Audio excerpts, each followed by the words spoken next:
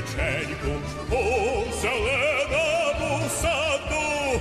Чи не вийде дівчинонька рано вранці колоду? Маруся раз, два, три, калина чорнявая дівчина саду ягоди рвала. Маруся раз, два, три, калина чорнявая дівчина саду ягоди рвала.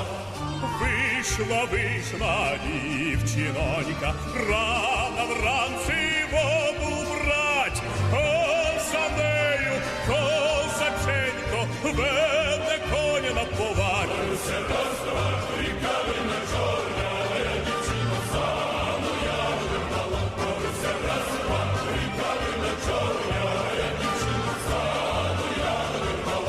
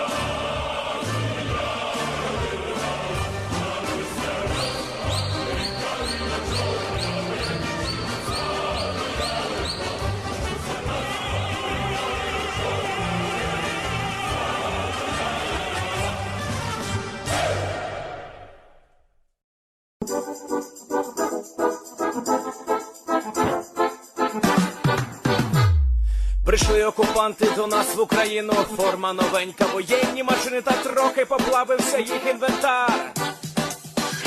Байрактар, Байрактар. Російські танкісти сховались в кущі, щоб лаптем посьорбати довбані щі, та трохи у щах перегрівся навар. Байрактар, Байрактар. Приперли зі сходу до нас барани для восстановлення великої страни. Найкращий пастух баранячих отар. Байрактар, Байрактар. Хто води всяке озброєння різне, потужні ракети, машини залізні, у нас на всі доводи є коментар. Байрактар, Байрактар. Вони захопити хотіли нас зразу, а ми зачаїли на орків образу з російських бандитів, робить примар. Байрактар, Байрактар. Російська поліція справи заводить, там пивцю рашистів ніяк не знаходить, хто винен, що в нашому полі глухар. Байрактар, Байрактар. Веде пропаганду кремлівський урод, слова пропаганди ковтає народ, тепер нове слово знає цар. Байрактар.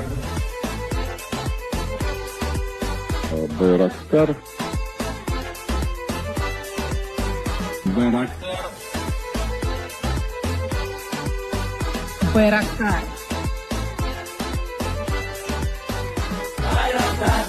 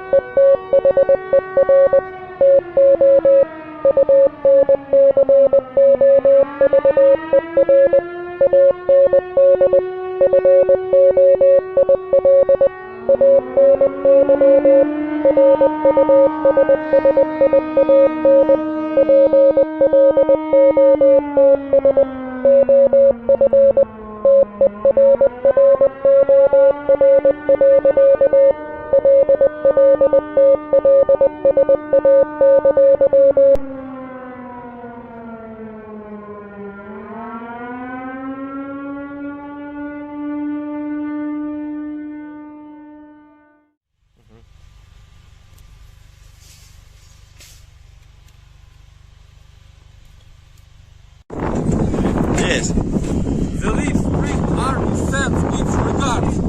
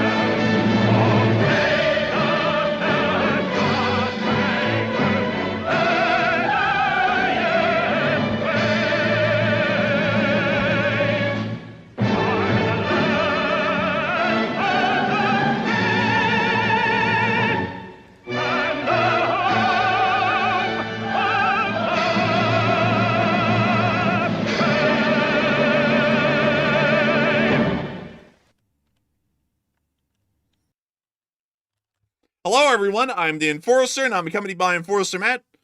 And good evening, folks. It's Enforcer Matt, and welcome back to day 1057 of the news, and it's good to see you all once again. Today, we have massive news of more Ukrainian drone attacks intensifying on mainland Russia. Also, we've gotten word from Poland of a plot to allegedly attack commercial airliners, and also France is training special forces to potentially go into Ukraine. And it's good to see you all once again. And, of course, we're going to be covering the past 24 hours of news from around the world, as the Polish government has uncovered a dangerous plot by the Russian Federation to begin attacks on global airlines around the entirety of the world to attempt to get back at the Western sphere for interfering, in their words, in the Ukraine war. This appears to be an incredibly dangerous instance, as at the very same time, inside the southern Baltic, a major fleet of NATO warships, numbering around 10 of them, have entered the area and will now be beginning a Baltic Sentry operation, conducting operations to ensure that further Russian activities, sabotaging critical infrastructure, are not able to be conducted without direct NATO intervention by this fleet of vessels that has just entered the Baltic Sea today. Meanwhile, in other areas of the world, we have been able to hear that the Russian Federation has been slammed again for about the 5th day in a row with a massive amount of Ukrainian drones slamming into multiple different oil refineries and depots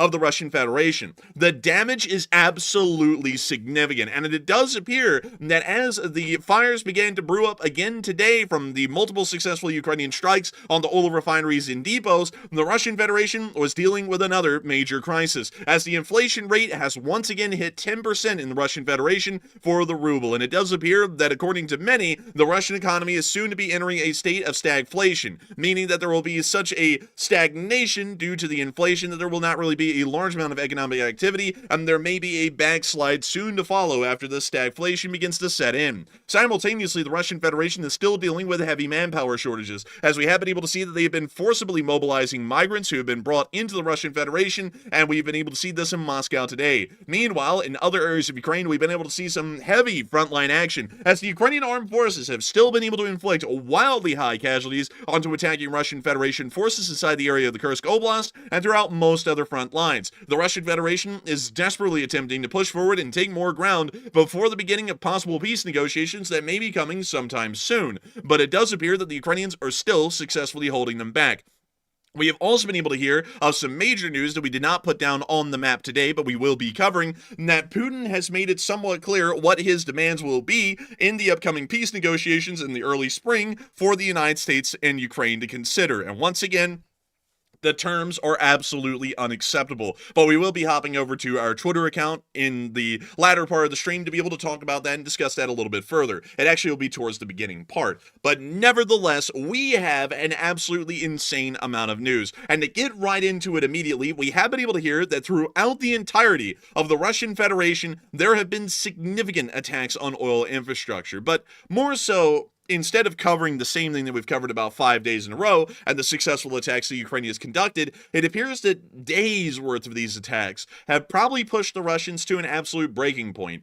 Economically, like we were speaking about yesterday, the Russian Federation simply cannot handle these kinds of major economic losses, and that's what started to push the Russian Central Bank to attempt to liquidate assets in values more than $13,300 that are inside of Russian citizens' savings accounts. It does appear that the Republic of Poland has been able to unveil a very dangerous and concerning plot that the Russian Federation apparently is starting to move forward on, which may be the sabotage or destruction of civil aviation aircraft around the entirety of the world that are connected to the Western sphere in some way, shape, or form because of the West's involvement, more or less, in the war in Ukraine. According to the Polish Prime Minister, Donald Tusk, he stated that Russia has planned acts of terror against airlines over the world, and that was a direct quote from the Associated Press. Much better than that, we actually have the direct clip of Donald Tusk saying this very thing today in a publicized statement to national television. And here's the statement right here, and I'll be making sure to read the subtitles for y'all, so that way everyone who may not be able to see the screen will be able to hear the information that is coming out at this moment. Yesterday, I spoke with leaders of countries that are clearly on the side of Ukraine, among other things, about security in the Baltic Sea, about joint action against Russian acts of sabotage. I think this is also important for Ukraine. These acts of sabotage, different versions of the war that Russia has declared not only in Ukraine, but on the entire civilized world, speaking of the West. They also require joint action, and here, Poland plays a key role in Europe, encountering acts of sabotage and diversion that Russia is organizing not only on Polish territory,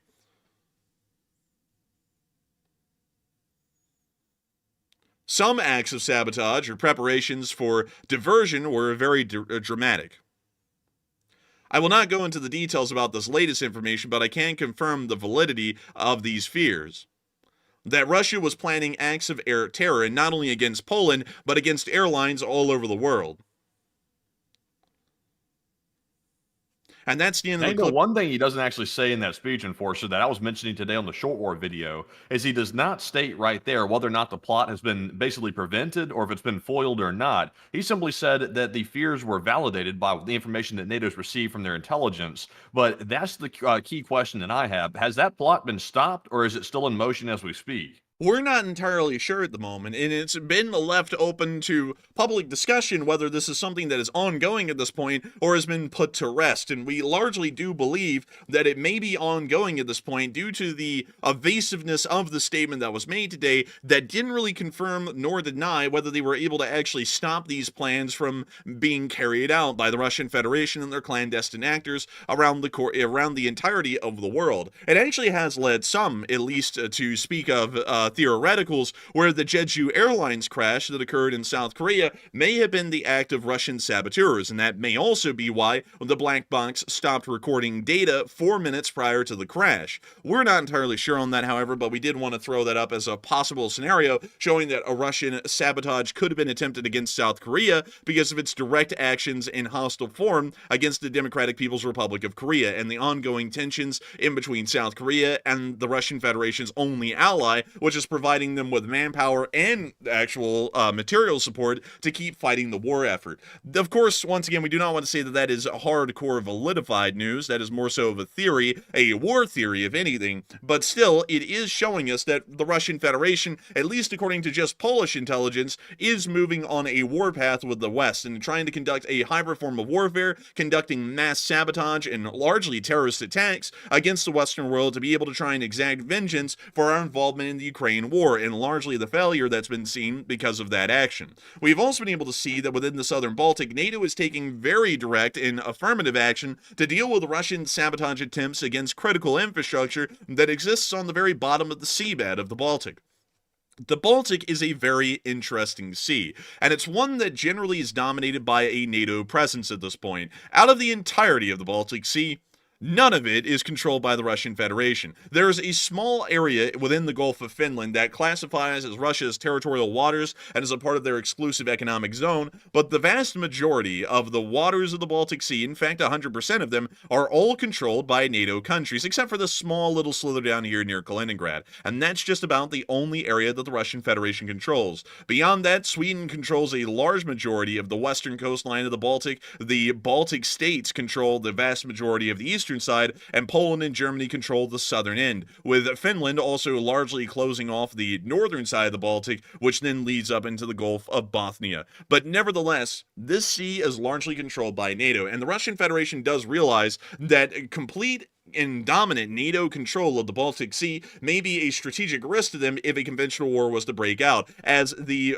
Baltic Fleet, based at the area of Kotlin Island, formerly called Kronstadt, or the Kronstadt Naval Base, may be of serious risk of being destroyed in an outright conventional war, because they wouldn't really be able to leave harbor and go out into open sea without having to run a massive NATO gauntlet through the Gulf of Finland and then to the NATO-controlled Baltic Sea, which is covered from all ends at this point with anti-ship missiles. So for this reason, the Russian Federation is attempting to try and get themselves an upper hand, and did sabotage some vital communication links within the area a little while ago. Finnish authorities have seized the vessel that did conduct that sabotage, and was able to confirm that it was heavily tied to the Russian Federation, and appears to have been conducting sabotage on the behalf of the Russian government. With this in mind, the NATO forces have deployed a fleet of 10 vessels, pictured here, which is being called Baltic Sentry, which is a large naval deployment into the Gulf of Finland to protect undersea cables and other infrastructure from Russian sabotage. Baltic Sentry will include the deployment of NATO warships from SNMG-1 and SMMC-MG-1.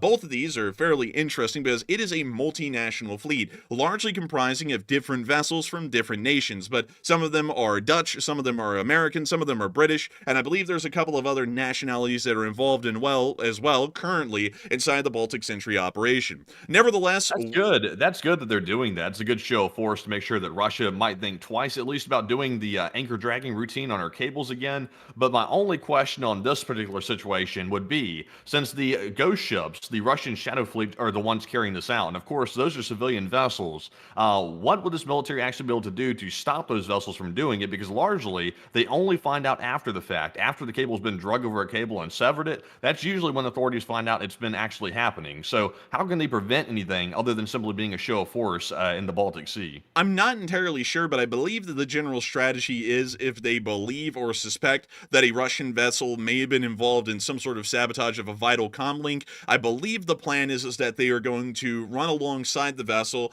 force them to stop the vessel, and then impound it inside of a NATO country somewhere. I think that is the general plan at the moment, because right now what we're seeing is that is what's already been done by Finland, a NATO-aligned and actually a part of NATO, but they were able to seize the Russian vessel that destroyed the comm links in the Gulf of Finland, and then brought it to Helsinki,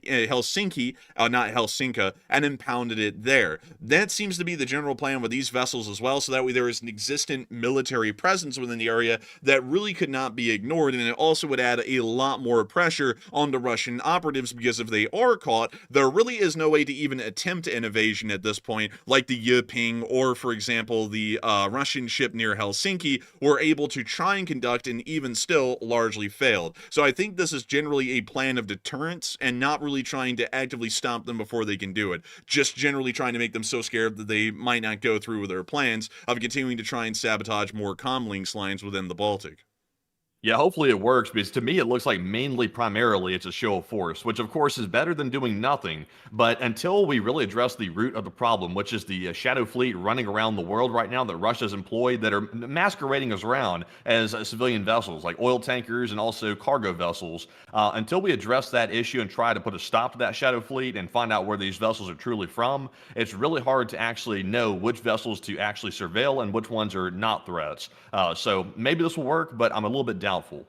Maybe it will, maybe it won't, but it's still great to see that there is a show of force being made in the region against Russian hybrid warfare, because without it, it would show that NATO has absolutely no resolve. And at least at this point, it is showing that NATO is willing to commit military resources to averting Russian acts of sabotage, specifically within the Baltic. I did want to show you all this, however. This is a picture of the Dutch frigate that is currently involved in the Baltic Shield operation at the moment. Really neat to see. It's great to know that there is a multinational coalition of vessels that are within this area. But I do believe, if I'm correct, that the United States is the one that largely is heading this fleet, because the Arleigh Burke, at least in terms of firepower, from what I understand, is the most powerful vessel that is currently involved in the Baltic Sentry operations, or the Baltic Shield operations, whichever way you want to call it. Although officially they're called the Baltic Sentry operations. But still, moving on from the Baltic Sea,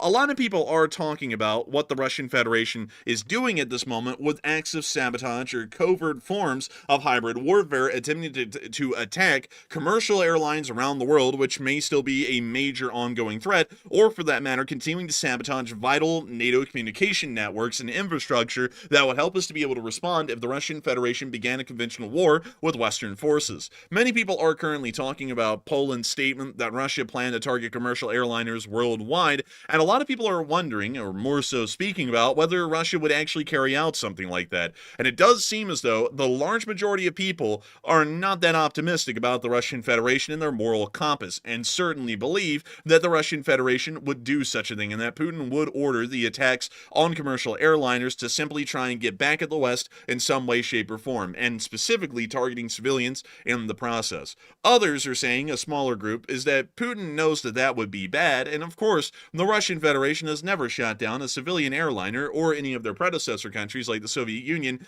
in an act of largely just trying to get back at the West. They've never done anything like that before. Malaysian Flight 17 made it back safely, and so did, I believe it was an Air Japan flight near to the Sakhalin Islands. They all never had incidents. They just flew through the areas completely fine and were never shot down. Others are also saying that maybe they would do that, but only as a last resort, and some others are unsure and undecided, but are pulling out the popcorn and waiting to see what's actually going to be going on with this. So Matthew, what are people thinking about this, and what are you thinking about it as well? All right, so it looks like 66% of the audience said yes, Putin would likely do something like that, while 17% said no, Putin knows that would end badly for Russia, and 11% said maybe he would do it, but only as a last resort. And let's call this what it is, first of all. What Putin is basically describing here, what Poland was describing Russia potentially doing, is basically terrorism. They're planning on targeting civilian targets here with commercial airliners and trying to take them down to strike fear in the West. And of course, these are tactics that we usually see being carried out in the Middle East by terrorist groups. And for Russia as a actual nation state to do something like that would be a little bit unprecedented. Well, not unprecedented necessarily, but it would be unusual to see that actually taking place. But Putin, if there's anybody that would do that, he would be the guy to do it. So I'm actually with the majority. I believe Putin would likely do it. And if they get desperate enough, they probably will pull that out, unfortunately. But Enforcer, what say you? I would believe without a doubt that the Russian Federation would do such a thing, because this has usually been the actions of governments in the past that have been incredibly questionable and really have not had a moral compass, much like the Soviet Union, which was the predecessor state to the modern-day Russian Federation. I would have absolutely no doubt whatsoever that they would have no qualms about shooting down civilian airliners, or for that matter, simply conducting acts of sabotage, possibly planting bombs on board these aircraft to destroy them, to be able to try and get back at the West in some way, shape, or form. The Russian Federation never really tries to get back, or really any questionable countries, ever really try and get back at the governments of the country countries that they have issues with, they always take out their frustrations on the innocent citizenry that comprise those nations. And so I would generally believe that this most likely is something that the Russian Federation is working towards here in the near future, and something that all Western nations and security forces should be on high alert for, and making sure that such an act would not be successful. And if so, if an attack was successful, the Western response should be incredibly severe, and I would believe violent. But moving on from that, and outside of that poll and that area of news right now dealing with Eastern Europe, or really the Eastern European part of the NATO alliance, we actually have to move on into the Russian Federation, because once again, overnight, the Russian Federation has suffered another significant drone attack from the state of Ukraine, and the air defense was completely unsuccessful in stopping any of the attacks or any of the resulting damage that was caused. As many of y'all know, as of recently, we were able to get a number that around 20% of all Russian oil refining abilities have been knocked out inside the Russian Federation due to recent Ukrainian drone attacks, meaning that the usable fuel deficit in the Russian Federation at this moment is most likely somewhere near to 900,000 to 1 million barrels of usable fuel products per day, an incredibly high amount of energy bleed. And also, sorry everyone, I had to take a moment there, but it's a huge amount of energy bleed, and it does not appear that the Russian Federation will be able to turn this around anytime soon, because if they are able to get any of the former refineries online that were operational, the Ukrainians are simply just knocking out more of them. Today, in the area of Voronezh, we were able to hear that a major oil depot was stricken and destroyed within the area of the city of Voronezh, and we were able to get a large amount of videos showing the fire that was happening over the horizon from Voronezh, which we can see right here. I guess that the Russians laughing at the LA fire didn't really age well, because it looks as though a lot of fires are reaching them. Not as destructive as the LA fires, but still, well, at least on the civilian side, but on the governmental and economic side, it's incredibly devastating. It's crazy how fires will have such an impact on an economy like that. Like, for example, the LA economy is going to have a severe issue coming up in about a month, and Russia's having severe issues across their entire country thanks to fires. Yeah, and also, man, I like this, man. He said 3 UAVs crosshead in to the facility, Blade. And also, the cops are there. So the cops showed up. Oh, no, not the cops. He can't film this anymore. He's got to run. He's got a few warrants, probably. Man, wait, hang on. Let me go down to Voronezh and find this oil depot. It shouldn't be too hard. Let's see here. It is somewhere probably, if I remember correctly, down near the southern side. Jeez, man. It's always hard to find them when you're live on air. I don't know why. It's like the pressure's on to find it as quick as possible. I really need to look into where these things are a little bit further before I get on air, because I'll look and I'll be like, huh, there we go. And then I just completely forget where they actually were, because I'm, trying to do 5 million other things like getting the rest of the news together. But nevertheless, there is an oil depot within the area of Voronezh. It's just that, unfortunately, I can't actually remember where the thing is at the moment. But beyond that, the cops pull up, Matthew, to the facility. They get out and they go, Blade, what is this? So right here. And then they watch the fire and they're like, stop reaching, stop resisting, or something like that. It's like, I guess that's their way of trying to deal with the fire. I have no clue, but they're there. Nevertheless, that's what they're saying at least. But the fires are burning very nicely. The fires are so delightful. I don't know where this guy's standing, by the way. He's like standing out in the middle of like the wilderness or something, filming it. Yeah. Yeah, so what's he in the swamp? Man, and at the end of the video, the wind started gusting, and he was about to be in a Wild West shootout there in a second. That dollar's mine there, boy. Something like that. It's like... Oh, man, he's got the rap playing. Look at that. I miss Sue. Come here, my boy. Man, he's pulling up on this fire all gangsta. Man, it feels good to be a gangster. It's like, but he's just driving by. He's just driving by watching it burn. Sad day for all those Russians out there in Voronezh, but it's going to be a warm day for them, for sure. And a little bit of a dusty one. It's going to be a little hot out there, a little bit of smoke, but, could be worse. But we can see the fire again. And these Russians just to drive by and start filming their country burning to the ground like this. I've always wondered what inspires these guys, especially the gangsta here in the car, to start just whipping the camera out and filming this. Is it like for some type of like clout or something in Russia to be the one filming the news, or is it some type of intelligence gathering operation? I've never figured it out. I wonder. Also, by the way, look at this post-apocalyptic blaze. The color that's being exuded from the fire. It's red. Like the lens is not focusing. But the whole area was red. Holy moly, thank you for the massive support, Kimberly Brokaw. Yeah, thank you. Wow. Legendary. Dang, we'll get to that here in a little bit. But moving on from Voronezh, and speaking about massive things happening, the oil depot was the first to go. Down in Kotovsk, south of Tambov, there was a lot that went on in this area, and some people may be mistaken about the city of Tambov and go, well, what's special about Tambov? I've never heard anything about it. Tambov, tambourine. Get the picture? I'm just kidding. Tambourines are not from Tambov. That would be too festive for the Russians. But beyond that, there is a significant oil refinery around the area of the city of Tambov. And this is something that we always have to point out because it's down here in the town of Kotovsk. Kotovsk has a little oil refinery within it. Unfortunately, I couldn't really find it before the stream, but it does look like we have some oil tanks right here, so this may be somewhat close to the facility, although I'm not entirely sure. Nevertheless, the drones did come flying on in, and we did get to see that they did end up exploding within the area, as explosions were reported, and we were able to hear the drones whirring on into the town of Kotovsk. Lawnmowers have arrived, and they're cutting the grass today, buddy. The lawns are going to be tip-top shape. That sound is very unfamiliar to the Russians, by the way, too, because they don't do landscaping. They do hellscaping.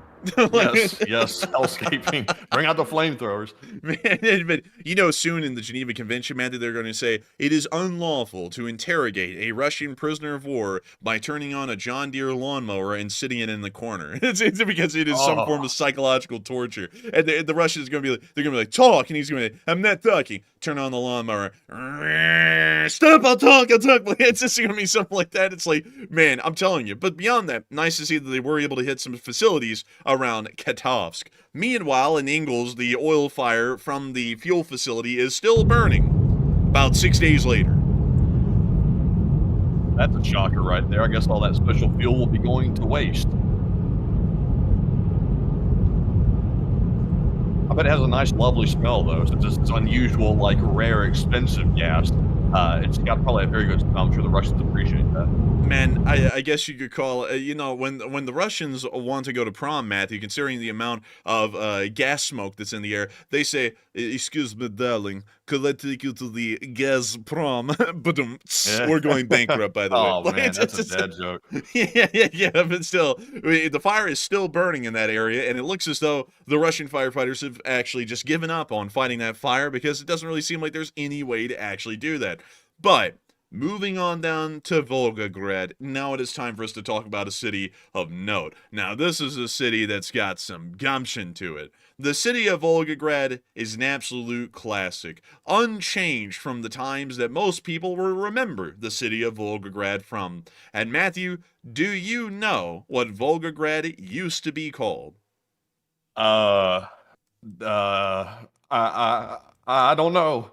You don't know? Like, really? I don't know. No, I really don't know. It used to be called Stalingrad. And here on these fields in late 1942 and early 1943, the deadliest single battle in human history was raging in the city streets of Volgograd.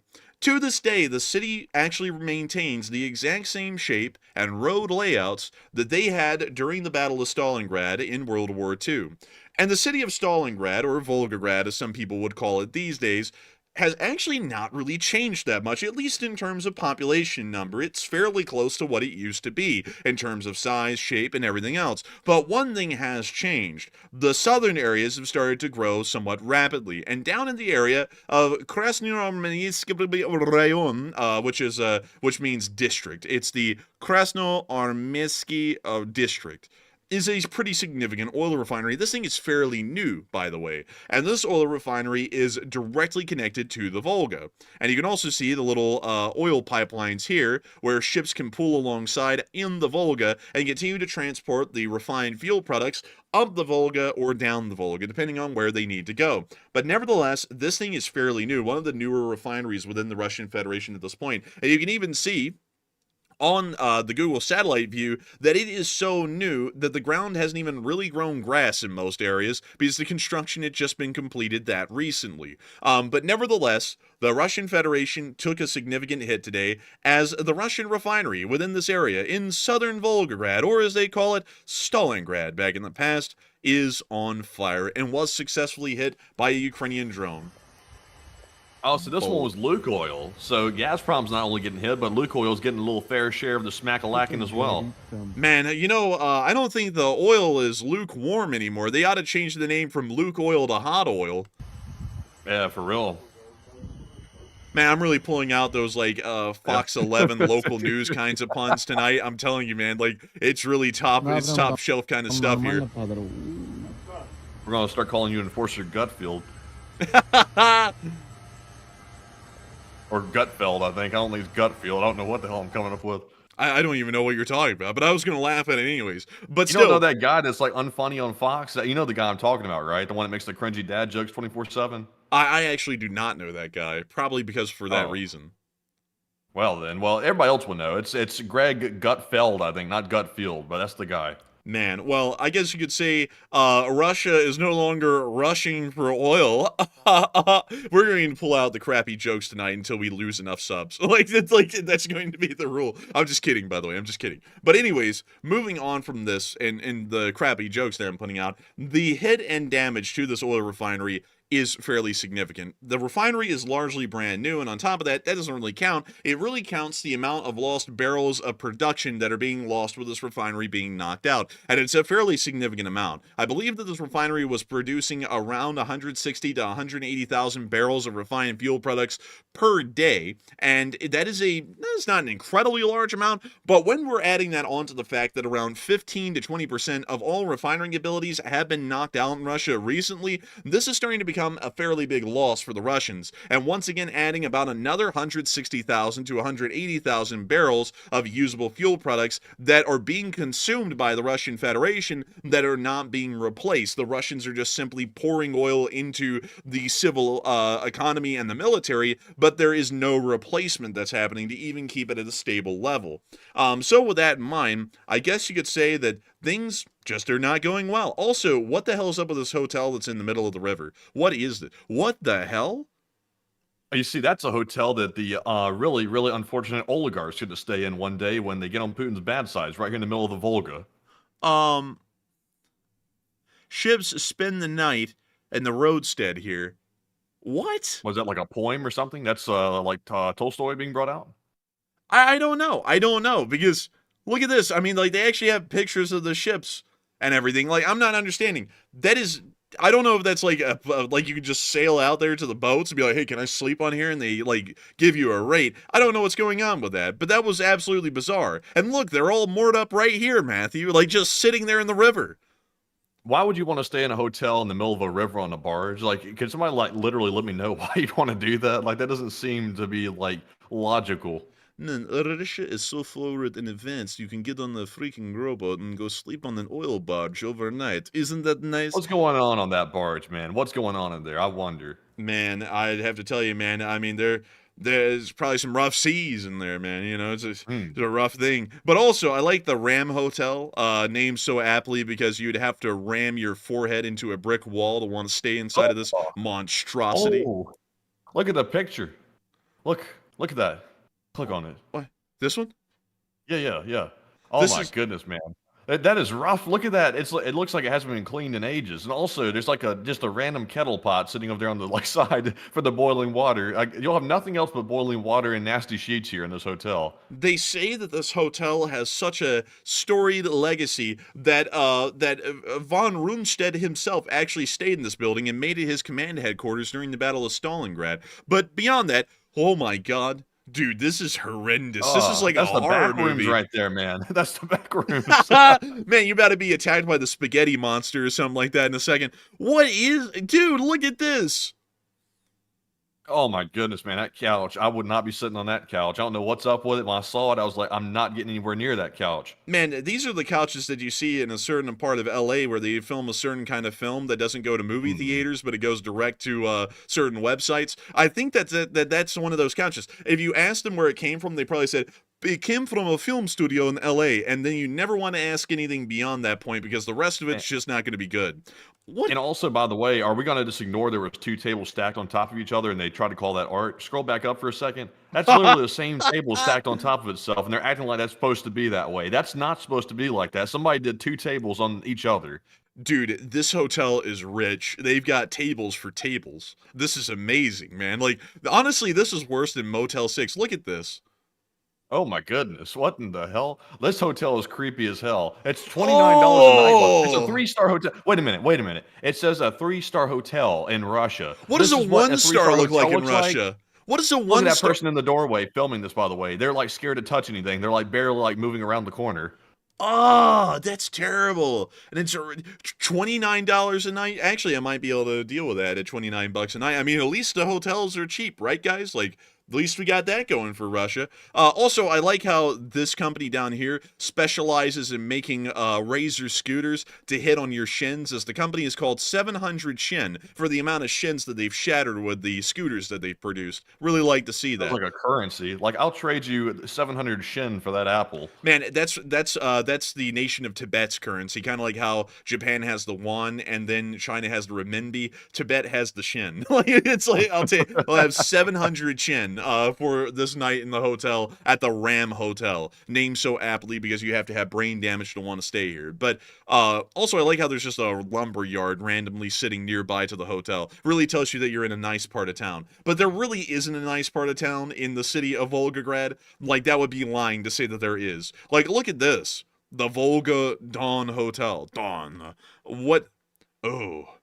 Man, oh my goodness. Whenever you put like neon lights on a hotel like that, that's usually not something that attracts customers of a good type. But the hotel can do it itself. I guess it's just tough. Take a bath. What the hell? Is this a sauna? Take a bath in the whiskey casket, bleed. It's like, no, I'm good. Bathe in vodka. Dude, I don't know what's up with the city, but it's rough. Like, it is so rough. Oh, look, a pool table in the NKVD execution room. Always wanted to play pool there. You know what? We're going to move on from Volgograd. We're going to get stuck here looking at everything in the city. But once again, reminding everyone that Volgograd isn't exactly a place that you want to stay at. And then some people are like, well, duh. It's like, well, not duh, because a lot of, like, the Russians tell America, Tucker Carlson, like, things are great in Russia. Everything's nicer and better. And look, the groceries are cheaper. It's like, yeah, if you're like a peasant from the Middle Ages, it's better, but not for us Americans, and not for anyone in the Western world for that matter. We have higher standards than that. But moving on out of Volgograd and out of this horrific hellhole that exists within this area of these lands, we are going to be getting into the general analysis of what's been going on.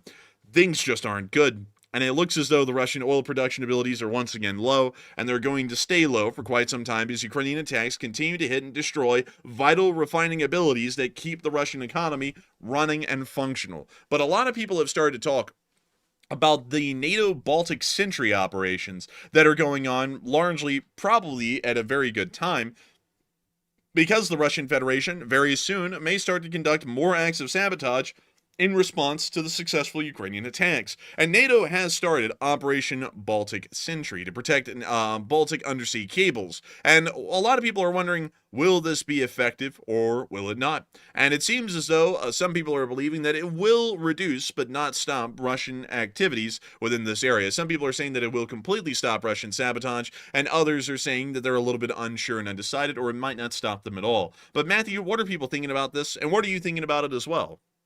All right, so 44% of the audience said it will reduce but not stop Russian sabotage, while 38% said yes, it will completely stop the Russian sabotage attempts, and only 10% said no, it's not going to stop Russia at all. And on this one, I will say it probably will reduce the attempts at probably dragging anchors over undersea cables, but it will definitely, without a doubt, not stop it, because if Russia wants to do it, they will simply send out another ghost ship to pull that off, and nobody will really know until after the fact, and then NATO will have to respond to it, go seize the vessel, and do exactly what they did last time with the ones that's currently drug anchors over cables the current time. So I would say, honestly, it's not really going to stop much, but it will at least be a show of force, and it's better than nothing. So I'm with the 44%. But Enforcer, what say you? I would have to say that it most likely will reduce but not stop the Russian Federation from conducting these actions, but I generally do believe that this will serve as a strong deterrent to Russian sabotage operations in the Baltic because of the strong military presence that will exist within the area, and also passive sonars, which is something I saw earlier in the chat, and then it reminded me that that is the case. Passive sonars are advanced microphones that that exist within certain kinds of, well, really all vessels within NATO these days, and really most militaries around the world. And something that is interesting about passive sonars is that these advanced microphones can pick up a lot of different kinds of noises, and specifically anything that deals with high or low frequencies. Really, it's just an advanced microphone. But what is nice about that is that if a Russian ship drops its anchor and starts dragging it along the bottom of the sea, it will make a lot of noise, and that will be picked up by a NATO warship. And that also may be something where they're able to actively stop them from doing something like this, like sabotaging another comlink, because they'll be able to hear the anchor dragging and immediately go towards that vessel, stop it, and impound the vessel before they could even successfully sabotage the cable. Because we did see with the last instance up in the area of the Gulf of Finland that that vessel dragged its anchor for approximately 70 miles. So that would be a long enough time for a vessel to be able to hear it, detect where the sound is coming from, identify the vessel that's dragging the anchor, and then make their way to that vessel, stop it, and impound it. So I believe that that may be not just active deterrence, but an actual way to stop further acts of sabotage, because they'll be able to hear the anchors dragging on the ocean floor due to the abilities of passive sonar. But with that, I hope that does address that fairly well. And once again, that's not factoring in a whole bunch of other things that would affect active and passive sonars. For example, a thermal layer. We're just assuming that there is no thermal layer in this instance. And I might be wrong. I might be right on that. There be maybe a weak duct in the area or something along those lines. Because interestingly enough, passive sonar really kind of somewhat can make it through the thermal layer a little bit, but if there is a very strong thermal layer in the area, it actually changes how sonar, I guess you could say, pulses, and also how sound works underwater, because in different layers of thermal temperatures within the water, it can either speed up the sound or heavily slow it down because of the density of the water, which can make the sound diffract and make it a lot more difficult to triangulate exactly where the noise is coming from. But still, I hope that does address it fairly well, at least in a simpler way, because that might be how it works. But anyways, moving on from that and out of the Baltic Sea and back into the Russian Federation, it also appears that Russia is dealing with a severe financial crisis. This is a shock to many, because it's not like we've been talking about this for months, but it's finally happening again. Inflation in the Russian Federation has increased to 9.5%, with Russia's economy set to enter stagflation. And some people are like, what is stagflation? And you know what? It's time to go pull up the Oxford Dictionary to figure out what stagflation is, to make sure that we get y'all the exact definition. Stagflation is the combination of high inflation, stagnant economic growth, and elevated unemployment. So that's the exact answer to what stagflation is. And that appears to be the case here very soon. And that may lead to an economic backslide as well. Senior loyalists and businessmen of Putin have complained about the state of the Russian economy, and they are concerned that many Russian businesses will go bankrupt as Putin's economy is beginning to tank. It doesn't look at all like it is a good scenario for the Russian Federation or the Russian citizenry, who continue to deal with rising inflation, rising prices. The price of butter in Russia is now more expensive than it is in America for a 4-pack, and they're only buying a 2-pack. Very sad. Russians just cannot compare to American excellence with a 4-pack of butter. But nevertheless, it is something that we are still seeing, and it looks as though many people right now are talking about Russia's economy, as economists have said that Russia's economy is set to enter stagflation amidst rising inflation. And a lot of people are wondering, can it be fixed? And a lot of people are saying no. Some people are saying only if the Ukraine war ends might it be salvageable. Others are saying, very small amounts of people are saying, that Putin can fix the economy real soon and pull an absolute miracle. And others are unsure. But Matthew, what are people thinking about this? And what are you thinking about it as well? All right, so now that we're hearing from economists that Russia is about to enter what's called stagflation, as the enforcer just explained it, can it be fixed? 53% of the audience is saying no, nothing can save Russia's economy at this point, while 36% said only if the Ukraine war ends can the economy in Russia be saved, and 5% said yes, Putin can fix the economy soon. And I think at this point, no genius in the world could really fix Russia's economy while they are at war with Ukraine. If they keep this up, Russia will eventually collapse. I'm pretty certain about that at this point, and I think most economists would probably agree with that conclusion. So I'm going to say, actually, even if the war came to an end right now today, it would be very hard to do a complete 180 on the Russian economy and save the entire thing. It would still be hard even at that. They would have to have all the sanctions lifted immediately, and every punitive measure which the West has put on Russia, it would all have to be lifted, and even then, they would have to hope that the economy would simply fix itself overnight, which is a pretty big ask. So I would say, generally speaking, with the Russian oil and gas companies starting to go bankrupt, they're laying people off en masse. The cost of goods in grocery stores are going crazy inside of Russia. Mortgages are almost at 30%, I think, something like that, some crazy interest rate. And also, they're once again trying to seize assets out of Russian citizens' bank accounts. I think it's going downhill quick. So I'm actually with the 54%. I think nothing can really save Russia's economy. I think it's pretty much doomed at this point. But Enforcer, what say you? One second. I just saw someone say something about Russian unemployment. And let's see here. This is something I'm going to have to say I generally do not believe, because I would have to say the Russian Federation at this point is probably lying about the statistic. As a matter of fact, it does look as though they are probably heavily lying about the statistic, because this is what they've shown, at least Trading Economics has shown, for the Russian employment rate. It was reaching a peak of 3% back in January 2024. They've now been able to get it around to 2.3%. Now, for many of y'all to know, a 5% unemployment rate is usually considered incredibly good. So saying that the Russian Federation has a 2.3% unemployment rate, knowing that, let's see, what are some of the major companies? Gazprom Oil, and also Yandex, like their version of Google. Yeah, I mean, there's been dozens of Russian companies that have gone under and completely folded and laid off all of their employees recently, some of them massive for that matter. And for the Russians to say, actually, as a matter of fact, our unemployment has dropped to an unbelievable 2.3%. It's like, that seems a little like a farce to me, because there's so many different Russian companies that have collapsed that were hiring and employing hundreds of thousands of people in some cases. There's no way that the unemployment has dropped instead of risen. And also, let me go find the U.S. unemployment rate, just to give you all a comparison.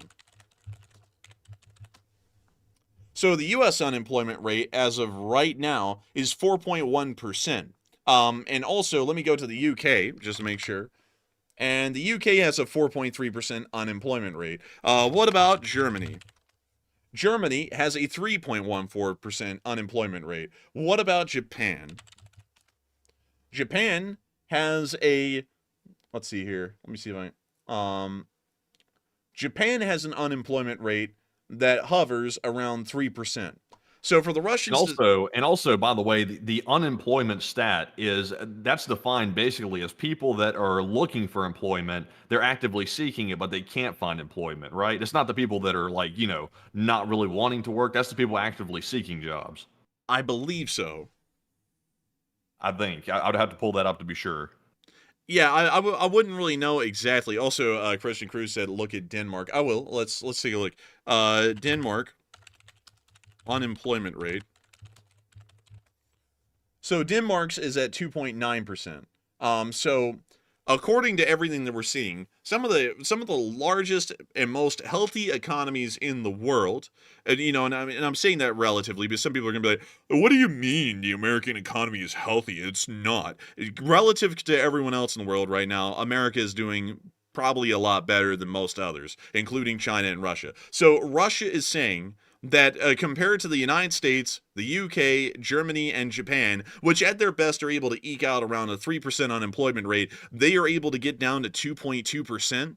It's like, that's just impossible, especially with how bad off the Russian economy is, with how high inflation is rising at this moment, and also the massive collapses of Russian companies that have already gone under. That is a false statistic at 2.2%. It has to be far higher than that. And we do have to, there is also an additional thing that one has to remember, that the Russian Federation does skew their statistics a decent amount, because if you ever look at Russian statistics on the war in Ukraine, it looks as though they've destroyed the Ukrainian military and the U.S. military 5 times over at this point combined. And if that was the case, they would have won, and they haven't won yet. And also, if you ever go to any Russian published statistic at this point on casualties on the war in Ukraine, they're still saying that it's somewhere in the tens of thousands wounded and killed combined, and not the hundreds of thousands that we've already been able to confirm through every other source but Russia.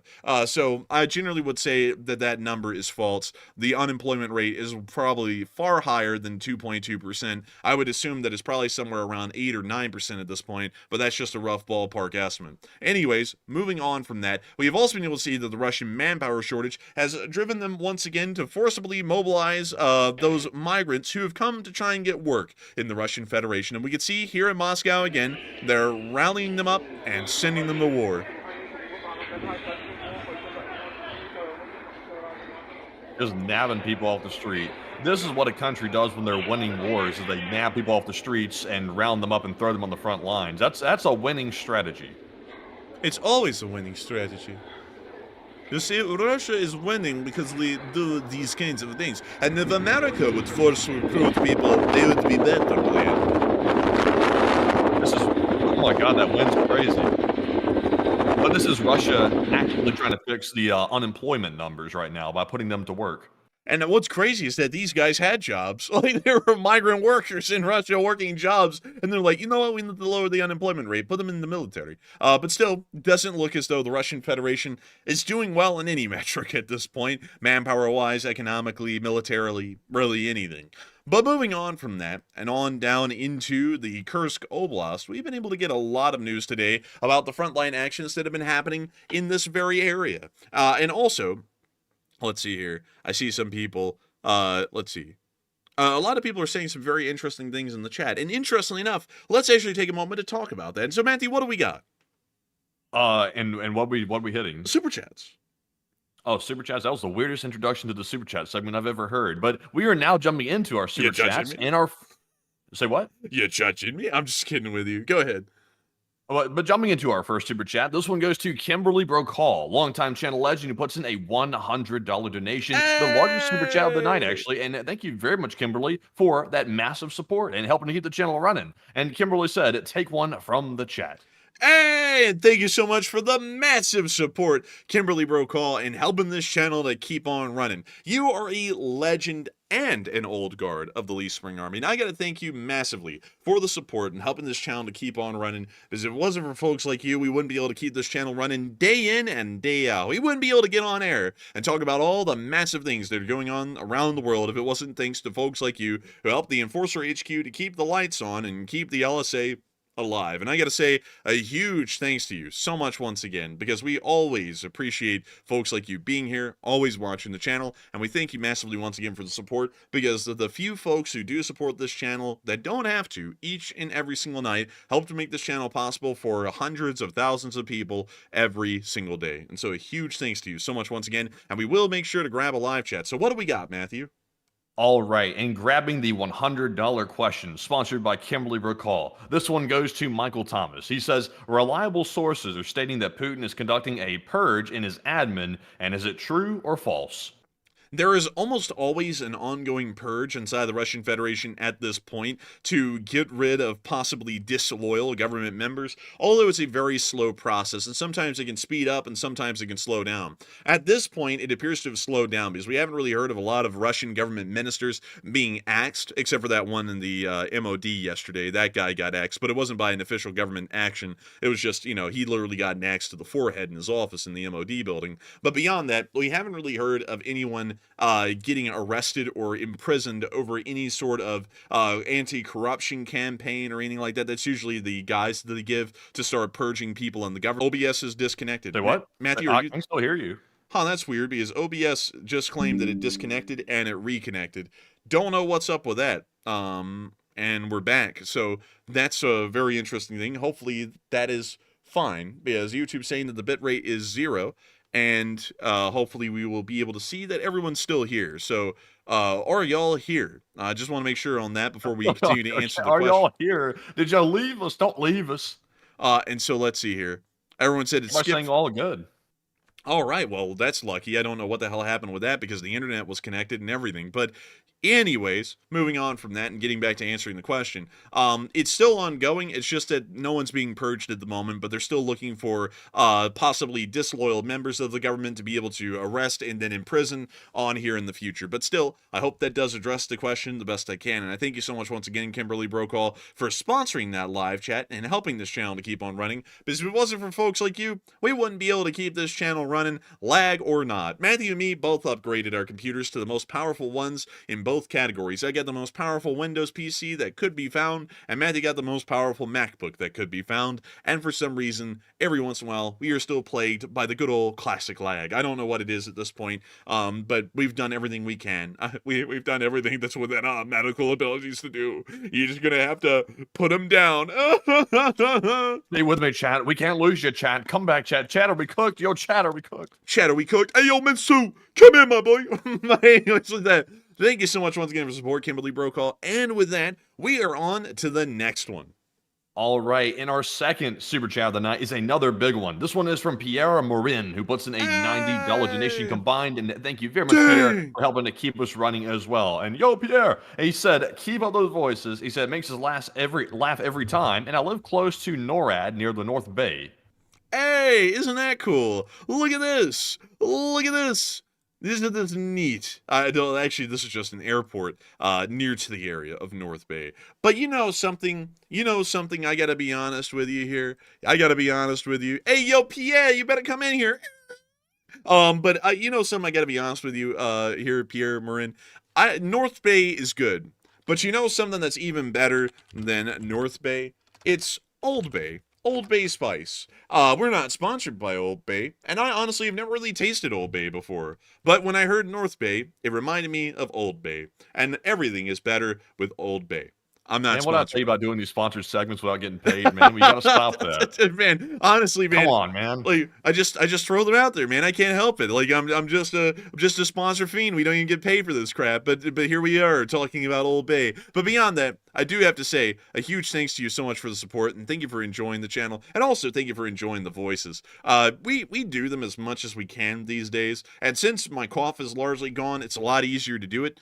So we're trying to get back into the habit of doing it a little bit more recently, but I still thank you so much for enjoying it, because, oh man, I'm telling you, oh man, I get no respect around here. I try and do a voice, and some people in the live chat tell me, boo, you stink. Oh man, I'm telling you, I don't stink as bad as their mothers. Oh man, I'm telling you. But beyond that, I gotta thank you so much once again for the support and helping this channel to keep on running, because if it wasn't for folks like you, we wouldn't be able to make this thing possible. And it is really cool to hear that you are close to NORAD up in North Bay, Ontario. And Ontario is a pretty big province in Canada. Actually, the provinces in Canada are absolutely insane in their size, but also they look incredibly big because of the Mercator projection, where everything towards the more northerly end and southerly end of the maps are far larger than they ever really are in real life. So Canada, interestingly enough, actually looks different if you were to impose it over the United States on its part of the map. And let me go to the true size map to go show you all that, because Ontario is not as big as it looks on the map. So let me really quickly do that, because this is a neat little fact that a lot of people do not know about flat maps. But let's get Canada right there. There's Canada, and let's just drag it down over the US. So there we go. As you can see, it starts to bow out and stretch towards the north, because to make a flat map work on a globe-like structure, it's incredibly difficult, and the best way that we figured out how to do it was a guy called Mercator, who came up with the Mercator projection, which is now called the Mercator projection with a T. But basically, you distort everything the further away it gets from the equator. So when you get on the equator, you're really seeing generally the true size of what something looks like, but the farther and farther you get away from the equator, the more bowed out and oddly shaped everything gets. So the United States doesn't actually look like this. The United States is actually a little weird when you put it on the equator, at least on the Mercator projection. So let me take the US 48, and that's what we actually look like. Interesting. So yeah, when Canada gets around the United States, they start getting real small. Kind of. And also, someone said, how about Russia? We can do that really quickly. Why not? So Russia. Boom. Russia? Come on, there we go. Russia. Boom. Now, let's take it down to the equator. There we go. There's Russia. That's the true size of Russia. It's not this giant thing. Well, Russia is still big. It still has 15% of the world's landmass inside of its borders, but when you put it on the equator, it doesn't look as big as it does on the map, because a lot of people are always fooled by the size of a country like Russia, and they're like, wow, that thing's so big, and it's like, nah, it's not that big. It's actually somewhat small. You can see that right here. It's not that big. Or if we put it over the United States, see? It's not that big. It's like the United States almost. But anyways, with that, I hope we addressed that well. Still, thank you once again for the massive support, Pierre Morin, and helping this channel to keep on running, because if it was not for folks like you, we just wouldn't be able to be here right now. And so, I thank you greatly for your massive support and helping this channel to keep on running. Because if it was not for folks like you, this channel would not be possible. And so with that, we are on to the final question of the segment, and then we're going to be moving on into the rest of the news. So what do we got, Matthew? All right, and our last one is going to go to Red Bart, who puts in a $50 donation, and thank you very much, Red Bart, for also throwing in that massive support as well. And I was just checking here; it looks like he did not throw in a comment. It was a 50 Canadian. Speaking of Canada, by the way, big shout out to Canada to Red Bart, and he put in it looks like the YouTube creature waving yellow flags for caution while it destroys a city. So be safe; it's swinging its ass around that city. But man, that thing is throwing it back. I wish y'all could see it, like honestly, but. That thing is throwing that thing back, and it's also taking out a large amount of people. So that pair must be from Iraq, the way they backed that ass up. Damn, or something like that. But still, thank you so much for the massive support, helping this channel to keep on running, because we love to see the YouTube stickers. They're always hilarious. And also, I got to thank you so much, Red Bart, for enjoying the channel enough to want to support it, because it is folks like you who help to make this thing possible day in and day out. And so with that, a massive thanks to you so much once again. I hope that does address that incredibly well, because if it was not for folks like you and everyone else who was watching this channel tonight, whether they were supporting it or not, we would not be able to make this channel possible day in and day out for 1,057 days. And so with that, thank you so much once again. And I got to tell y'all, it feels so good saying that the channel has lasted for 1,000 days, because, you know, everyone always marks everything by 1,000 of something, 1,000 years, 1,000 days, something like that. And so it's really cool to know that the channel has been covering news for pretty much 1,000 days straight, and it just keeps going. And it's great to know that so many people continue to join us, because we're almost up to 336,000 subs. So make sure to subscribe, because, you know, you could be the 336,000 subscriber.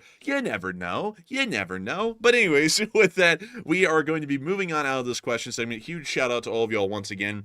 For the folks who were supporting the channel tonight, and a huge shout out to all the folks who were not supporting, because we know that folks sometimes can support and some folks cannot support, but we are entirely happy to have each and every single one of y'all here, because each and every one of y'all makes this channel special in their own way, and also makes it possible for us to make sure to keep covering the news. And so with that, a big thanks to y'all once again. I saw someone say, "What is problem?" I was like, I don't know what the hell that means. I was about to say problem on air, but still, beyond that, thank you so much once again for support and helping this channel to keep on running. And with that, it's time for us to get right back into the news, and time to get on into that juicy news that's happening up in Kursk, or more so should I say Sumy, because it looks as though an illegal border crossing was attempted today. Turn on the sirens, everyone. We got one that's running across the border. And what is happening? Oh my goodness, the Ukrainian border guards are denying the papers with impunity. Observe. We can see right here. Now, we have an illegal border crosser, and the Ukrainians have immediately started bringing in artillery, slamming it down right on top of them. Oh, my goodness, man. And people make fun of the U.S.'s methods. I think this is a little bit more extreme. Man, I got to tell you something. I don't really think this would go over well in America, but my goodness, it appears that the papers have been denied, and they've been sent back in fiery fashion. Damn, that's crazy. I think over here there's a backlash if you use a horse to protect the border, but if you go over here to Ukraine, they use literal shells. Man, I'm telling you, it's kind of wild. It's a complete opposite.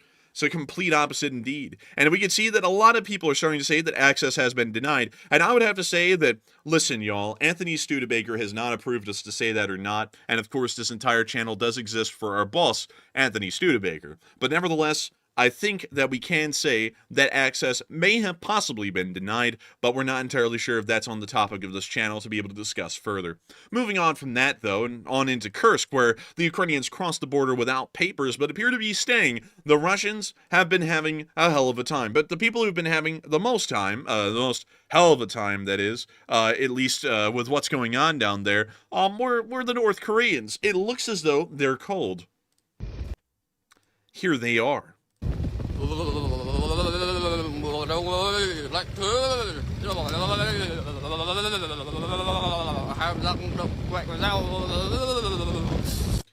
I'm going to talk like that for the rest of the show. But it seems as though they might be cold. Also, I don't know what the hell's in his hands here. I don't know if that's just like potted sewage or something, but it doesn't look good.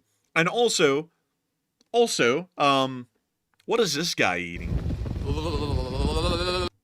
Also, why does he have AirPods in? I have many questions. I have many questions at this point about what's going on here in this video. It just does not make any sense. It doesn't make any sense at all. And also, are they calling these guys Norks now? Is that the new word for it, I think?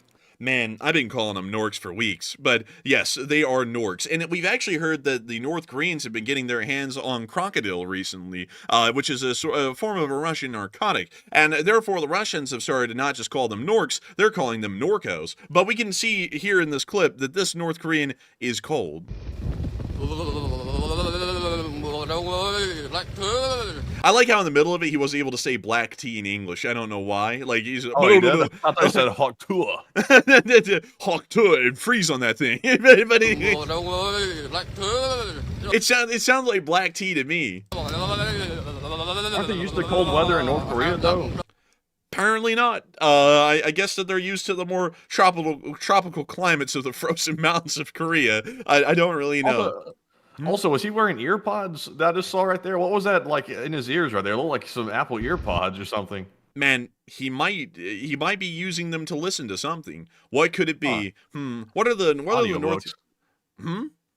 I said he's listening to some audiobooks or something on how to escape a dictatorship. Man, he's listening to that Juche propaganda on the AirPods. Probably, honestly though, knowing what the North Koreans actually digest on the internet, it's probably fairly adult in content. But moving on from that, now to that clip, it's time for us to move on into the rest of what happened in Kursk. We were able to see that a Russian tried to surrender today, so the Russians filmed themselves gloriously shelling this traitor, as they would put it.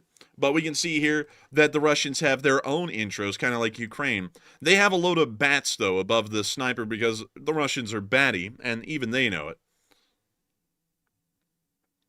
And when you see the Russian here with his hands up, going to surrender to the Ukrainians, the Russians just can't have any of that.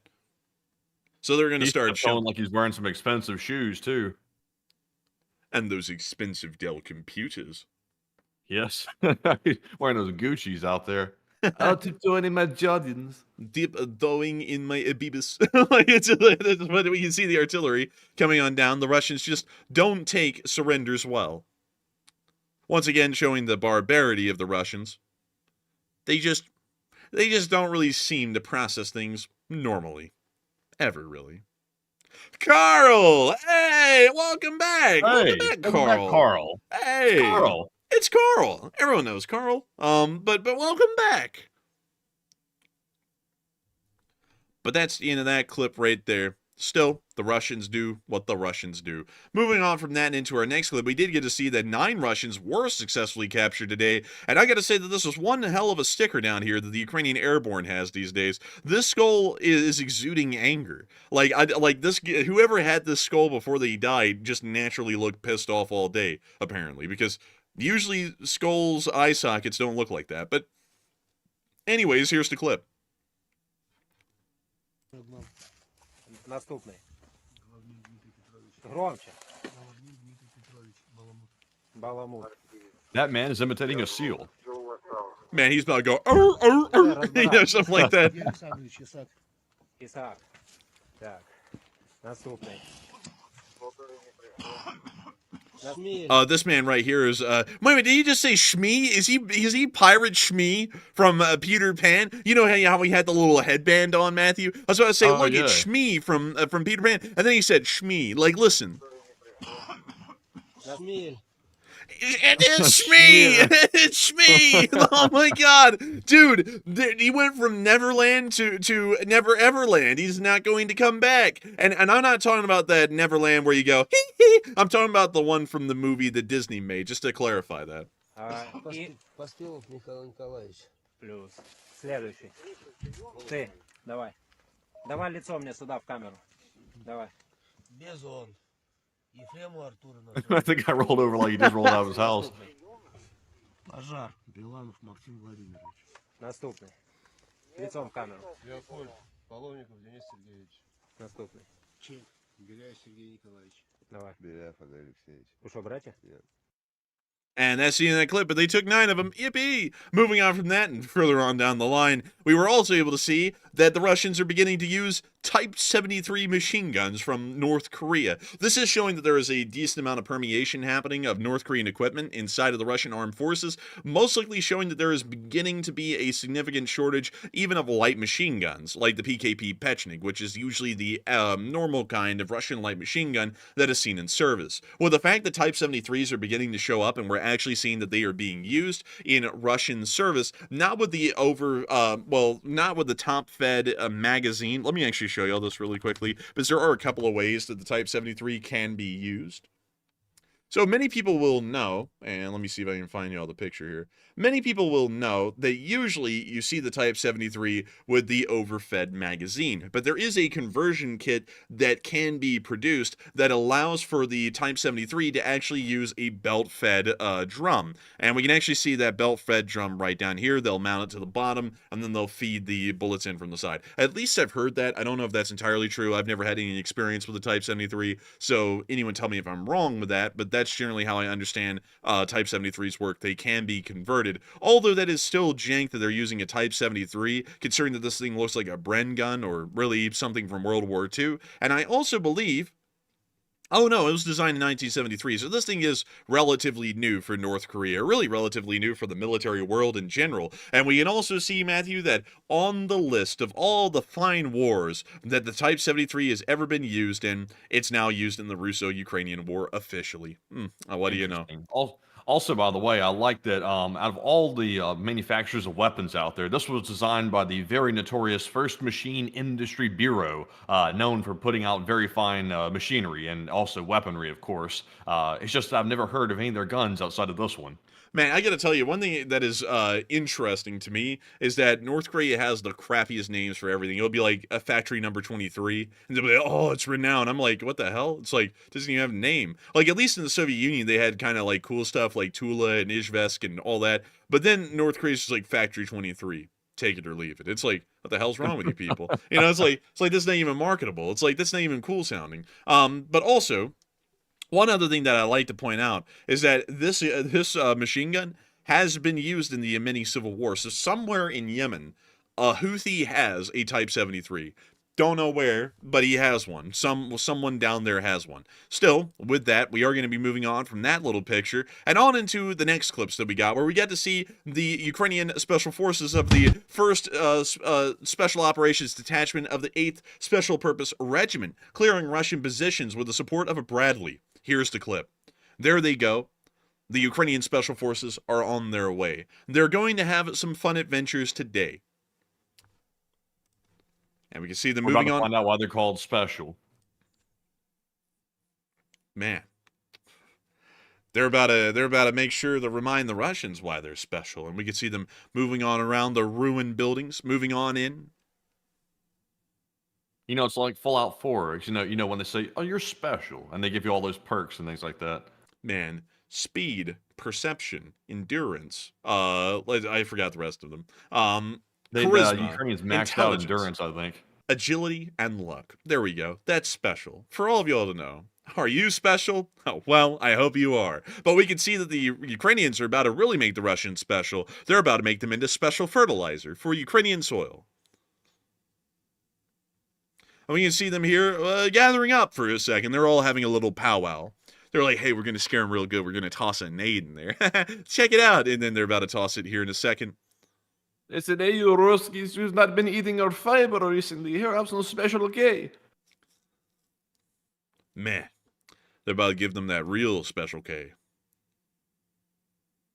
Give them a mouthful, blood. Oh, what was that streaking across the screen? Did you see that? I didn't. I actually was looking at the second screen there for just a second. Oh, what was that? What was that? Maybe a tracer?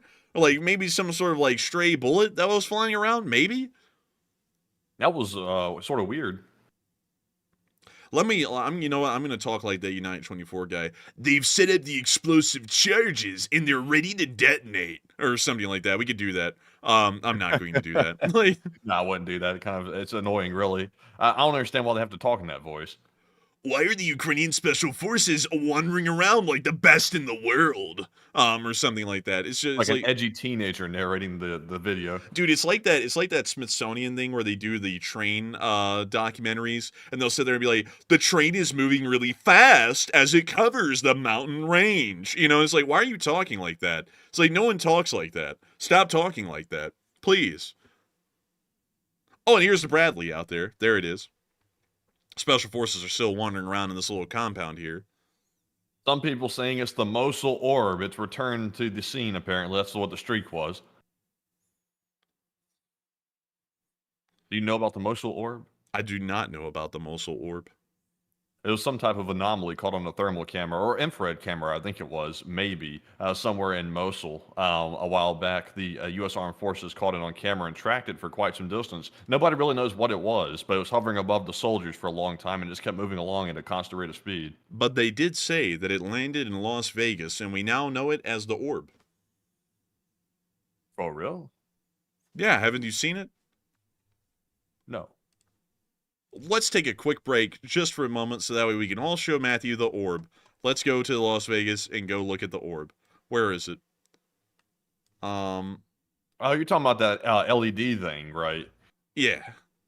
Okay, yes, they called the sphere, I think. I call it the orb. Like, I might be stupid. I actually probably am stupid, but I call it the orb. Or the dome. They call it dome. Where the hell is it? Where did it go? Oh, there it is. Here it is. The sphere. Oh, it is called the sphere. I was right. I called it dome, but it's actually a sphere. I call it the orb. And also, this thing is kind of goofy. But anyways, we're going to get back to the Ukraine war at this point. I just had to get the quick insert of the orb. But moving on from that, let's get back to the Special Forces.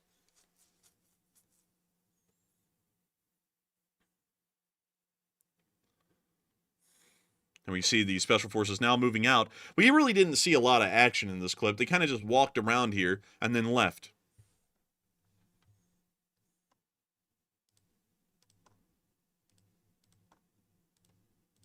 Damn, they went all out on this entry. Look at this. Man.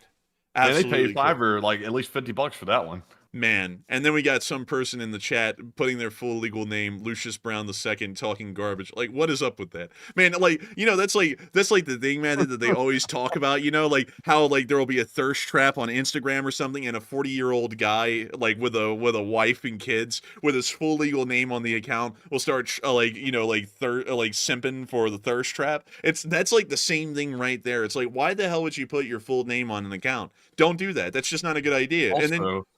Also, generally, if you're going to roast somebody, you have to finish the roast. He literally came in and just said, bitch, you might be. And that was it. There was literally nothing behind it. It's like, might be what? It's like, I know there's a roast coming behind that, but you didn't finish it. But he got taken out of here before then. So, Man, you know, he even gave me the honors to where I could actually get serious with him. Lucius Brown II, come up with a better roast. Moving on from that, we also got to see the Chadley. That's my name for this Bradley. The Russians dropped a bomblet on it and didn't do anything to it. It just kept on going. It was pretty impressive.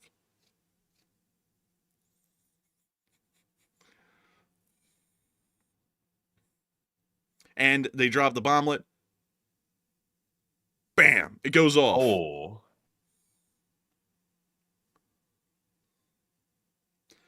And the Bradley just keeps trucking. It did nothing to it. Those Bradleys are tough. Like, I don't think the U.S. ever envisioned Bradleys being used quite like this, but it turns out that they're much more resilient than we thought. Bradleys are good, but see how the BTR is the best in the world. No, wait, better yet. Bradleys are tough, but Ukraine actually invented the Bradley in 1759, way before the U.S. ever knew about the Bradley. Wait. I got to go one, Matthew. Bradleys are not that good, but check out this Ukrainian upgrade of a Soviet classic that's even better for, like, no reason. It's like, okay, bub. Pissing contest. It's not a pissing contest, but now it's turning into one, like, for some reason. But anyways, moving on from that and into the location unknowns, we also got to see the Highway of Death Part 2. This is a completely different road in Russia, mind you. Well, not Russia, in Ukraine, mind you. And it's still looks like the same road as last time. Check it out. A destroyed T-72 on the side of the road. Man, they even started playing music in this thing. They got to get in the mood, man. Like, another destroyed MBT, I mean. That's about to make a bacon, lettuce, and tomato right there. But we can see a whole bunch of other destroyed Russian vehicles on the side of the road. Let's see, what do we have? Another two main battle tanks. An APC, it looked like some sort of a BMD, possibly. And let's see, that is a BTR-80. Oh, wow, that's a Russian Typhoon armored car, I believe. And then there's an MTLB in the background and another truck of some kind. Let's see, what kind of music are they playing? Dude, they're legitimately playing, like, sad music in their truck as they're driving through, man. Man, they're reminiscent about the equipment that once was. Man, they're about to start playing the Hymn of the Cherubium, like you're about to start hearing, it's gonna be like, man, they're really getting into it. But moving on from that, it does appear that the Russians are now starting to kind of even get an idea on the front lines that the losses are getting untenable. They're starting to play the world's smallest violin as they drive through the wreckage. But we also got to see shotgun drone at work again. This is being used by the 30th Mechanized. We put it in an unknown location though, because we don't know exactly where the 30th Mechanized is right now on the channel. But we did get to see shotgun drones still being used pretty effectively.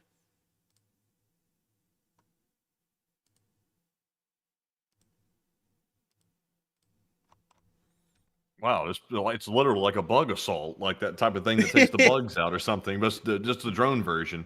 Man, look at this. It's crazy. Just bam. It's like, this is like the best anti-drone thing I've ever seen. It's crazy too, dude. They just keep popping them. This is nuts. So quick too. It's like effortless. It's like just come up and go bink, and then it just goes out there and they look down like, oh, there it went. This is crazy. Look at this. It's a drone apocalypse up there. Wait a minute, are they about to take out an infantryman? Oh my god. Oh my god. They just took a pot shot at the guy on the ground. Oh my god. This is crazy. That's crazy. It's a drive-by droning. I don't even know what this is. It's not a drive-by scooting. This is nuts. I cannot. This thing has a future. This thing has a long and successful future ahead of it here, using shotguns on a drone. I've never seen this thing in use before until today, and that's actually pretty impressive. But moving on from that and into the casualty report, we were able to see the Russian losses. Oh my goodness, they got 0 Bobcats today. That's a disappointment, but whoa, the other losses are crazy out here. But Enforcer, tell us more. Whoa, look at that spoiler.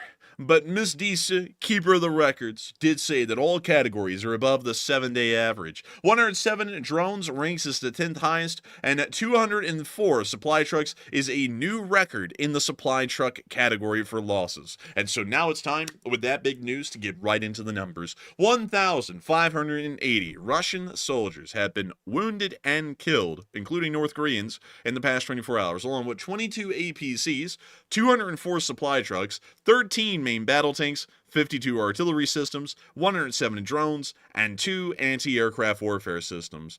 It is just absolutely impressive to see that the Russian Federation is still taking insanely high losses at this point in the war, and it doesn't appear that that's going to be slowing down anytime soon, because the front line is also looking pretty tough these days. I mean, really tough. Up in the northern area, we got to see a Ukrainian CV-90. I just had to include this because I like them, and I just like the pictures of them. Look at them. The CV-90s are some of the best in the world, but it does not beat the Ukrainian engineering prowess of the BTR-4. And I'm just going to keep saying that every time we show an APC at this point. But moving on from that, and into our next clip, we were also able to see them hitting Russian forces in this area as well, around the Kharkiv Oblast. It was quite a shame. Many Russians did feel the fire of Ukrainian artillery today. And there's some more fire. Look at that. Man, that one was sparking a little bit like thermite. Oh, another one. Another one. We're the best. We are the best. Here on United 24. DJ Orc.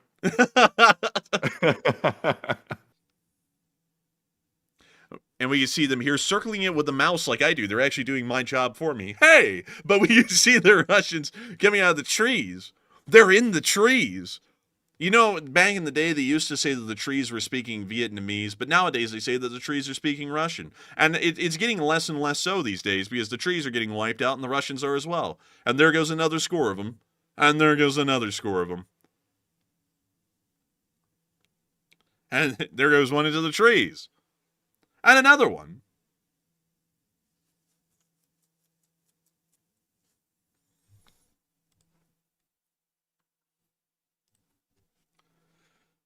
And look at him running around in there. Oh, one of them tripped. Oh, Boy. and he tripped on his own feet. Look at him. He's flailing. He's running. That guy's panicking. Look at that guy. Man, he's like, look at him. He's I going was crazy. running. I was. Jeez. Oh, there's something else. There's something else out here.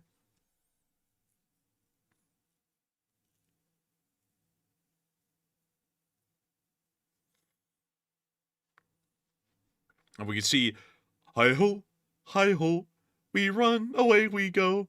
Do-do-do-do-do. Oh, they all hit the ground, they're running again. And now they spread out a little bit. It's the first time I've ever seen the Russians spread out, but it doesn't matter. The artillery's still going to get them all.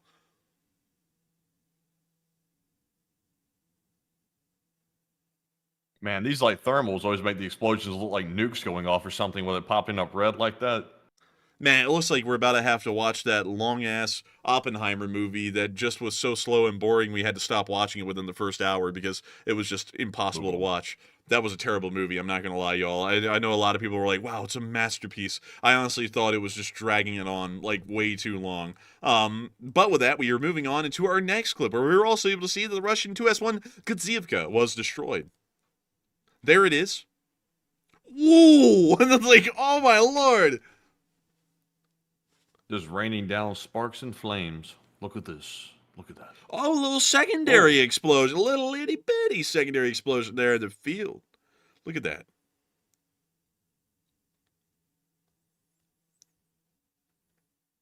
Dang, man, that thing turned into a mangled wreck out there. Look at that.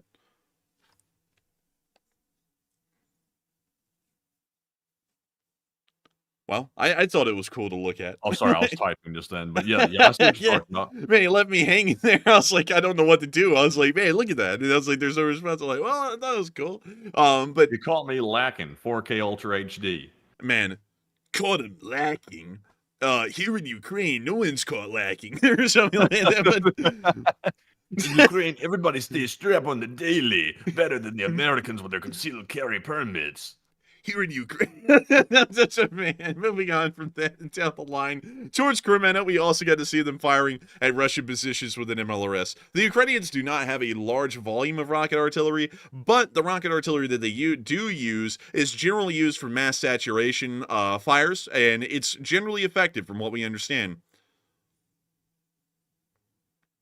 Also, Brittany Coy said, I agree, Barbie was amazing. I didn't get to see Barbie because we don't really have a lot of time to watch movies, and when those two movies came out, we actually were running the show full-time, and we were in law school, so we didn't have any time at all to do anything outside of just working and doing this, and going to law school. You watched Barbie? You wanted to watch Barbie? I mean, a lot of people did. I mean, I heard a lot of people talking about it at a law school. I was like, huh, sounds like everyone watched it. And, like, some people were like, I liked it. Some people were like, I hated it. I was like, you know. I mean, I'm not against it. It was a movie made for generally, like, all audiences. It's not like it was like actually, some people said it was, like, tackling massive social issues. I was like, it's kind of weird for a Barbie movie, but okay. I was like, weird. Yeah, I think Barbie's going to be a hard pass for me. Monster Lab said propaganda. I would assume so. It's probably propaganda in support of the communist Chinese state. Because I did hear that apparently on their map, they include, well, on a map in the movie somewhere, they actually included the 9-line border that the Chinese drew within the South China Sea, well, Mao drew, that they still try and claim to this day. So Barbie, the movie, was banned in Vietnam because of that, because of the border dispute on the map. And I was like, huh. I was like, that's something. So I guess it's That's CCP. not shocking. They're really sensitive to movies. Also, you know, North Korea banning, I think, The Dictator. They got rid of that one, didn't want it to air, and then they hacked Sony over it. They're really sensitive about pictures they don't like. Man, they really are, honestly. But moving on from that, we also got to see the 63rd destroying some Russian forces in the trees. There's a Buhanka, and there it is no longer. Oh, toasty. Oh! Oh! Oh my goodness. The Russians will never be cold again. Man, those Russians... The Russians will never be rich again. Man. The Russians will never be great again. We have to rebuild... But anyways, we also got to see a Russian tank getting hit in Seversk. I love America. хай штурмуй. And look at the remains, Все, блін. the ruins of a once great tank from the Граблено 70s. все. Да я маєш побачив, пушку, блядь, хтось повертав, нахуй. Я думаю, піздець, як пушку побачиш, що пушку повернув.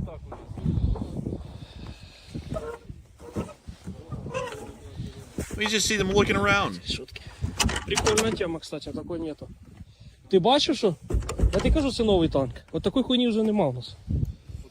Це вся, блядь, теплика скриття. Яких? Це, блін, охлаждення, вон. Ця хуйня, що по теплика скриття. Правильно, ну це нових танках зробили. Ну да. Ну, русський, ну робіть краще, пожалуйста, блядь. На 90-х. Ну це Т-72 Б3. Уже такі самих ног. Це Прицел наводчик обичний. він уже нам не нужен. They like looking at it. Одні That's розстройства all it просто. comes down to. They just like looking at it. Isn't that fun to look at a tank? I think it's neat. But moving on from that and down towards the Tourette's area, we also got to see the 63rd taking out some drones in this area. And they were playing like some heavy metal behind it. But we can see them here taking out a brand new Russian drone that's called the Merlin. And it certainly was no magician because it did not disappear. This thing got blown up. But it still looks like the Russians are trying to find some new ways to surveil and conduct recon on the Ukrainians. But it seems like that day won't be today. Kaboo. Damn. And there it went. Don't call the drone the Merlin, but call the Ukrainians Harry Houdini. They made that thing disappear. That was a pretty good one. That was a pretty good one right there. I respect you for that one. I respect you. Hey, everyone, put an LC in the chat for that one. That was actually very good. But moving on from that, we also get to see the 23 Russians were captured in this area today.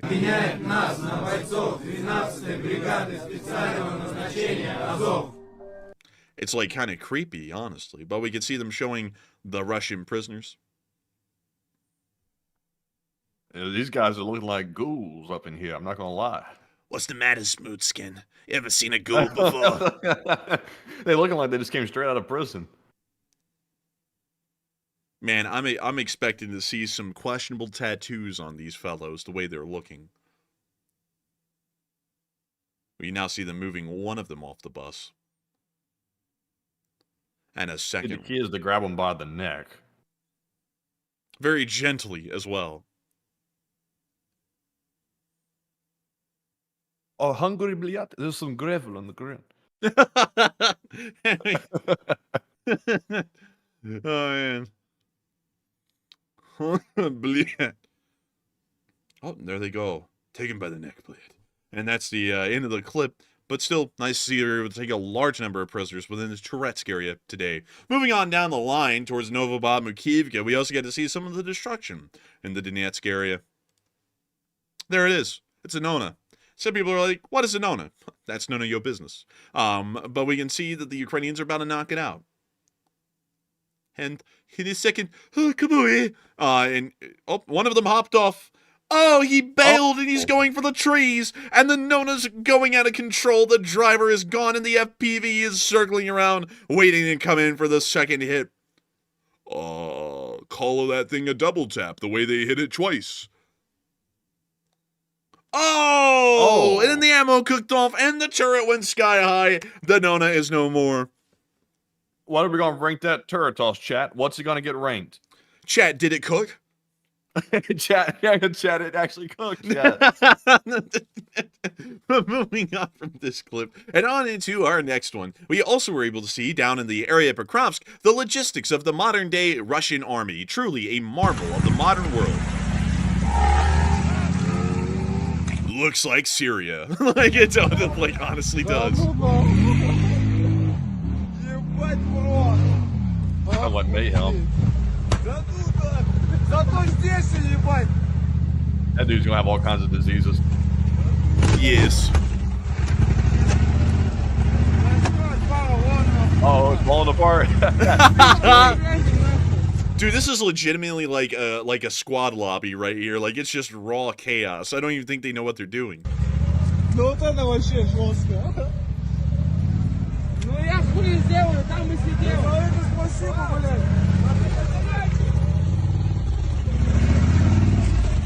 Man, they just keep goosing that thing. That's a nice ass exhaust though, but it's just stupidity. Man, just raw chaos, but still the logistics of a modern Russian army. Moving on from that and towards Seladove, we also got to see some FPV drones hitting the Russian forces in this area by the Muramasa. And all of y'all know what they're about. They're about that funk music. Listen to it. When I was a little boy. Okay, maybe What? not. When I was a little boy. I want to hear this story. No. Man, the way he was saying it, it doesn't sound like that was going to end out well. Like, when I was a little boy. It's like, there's some sort of odd way that this is coming out. About to jump to a Harvey Weinstein event. About to jump to a, we was just having cookies and milk kind of a thing. And it's like, no, it's like, no, I'm good. And we can see here the Muramasas lining them up. What's the music turned into at this point? I'm curious. Okay, it sounds like it is kind of garbo, in my honest opinion. Wait. He sounded like that French wine dude.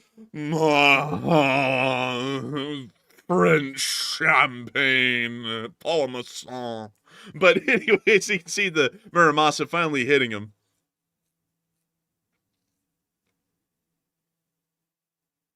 Man, you know the way that guy said, when I was a little boy. I thought that Chris Hansen was going to show up in a second. Man, I was like, mute that quick. I don't know what he's about to say, but it's getting a little wild. Man, I thought I was about to turn into a hot dog, man. Whoa, what the F? Effing Twitter bullshit. You know, something like that. It's like, I thought it was going to be like that. Oh, it was unintentional. Oh, my God. Oh, the French champagne. Renowned for its excellence of winemaking. Parmesan. We won't sell wine before it's time. Or something like that. But we can see the Russians just cooking down there. It's cooked. That's what they're saying right there. It's cooked.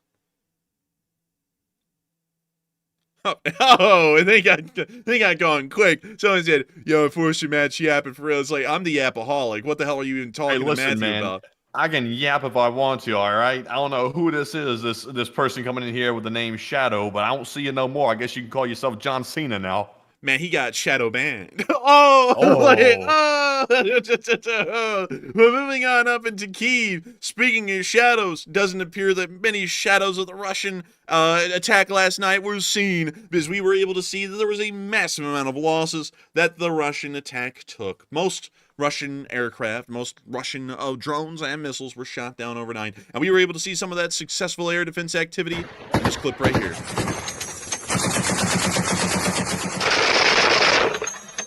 In Ukraine, our air defense is truly world-renowned. We can see them shooting at the drones. Oh, and they got it! Hey! Was that a drone or a jet? That was a drone.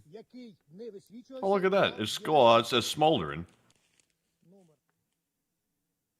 Oh. Man, that thing was kind of cooking down there. And speaking of cooking, I believe that President Zelensky was cooking up a speech today, but it wasn't on his official YouTube channel because I linked it, but he didn't have one there. So it's time for us to go to YouTube and try and find it. What do we got, fellas? What do we got? And we got something here. 7 hours ago, he was yapping.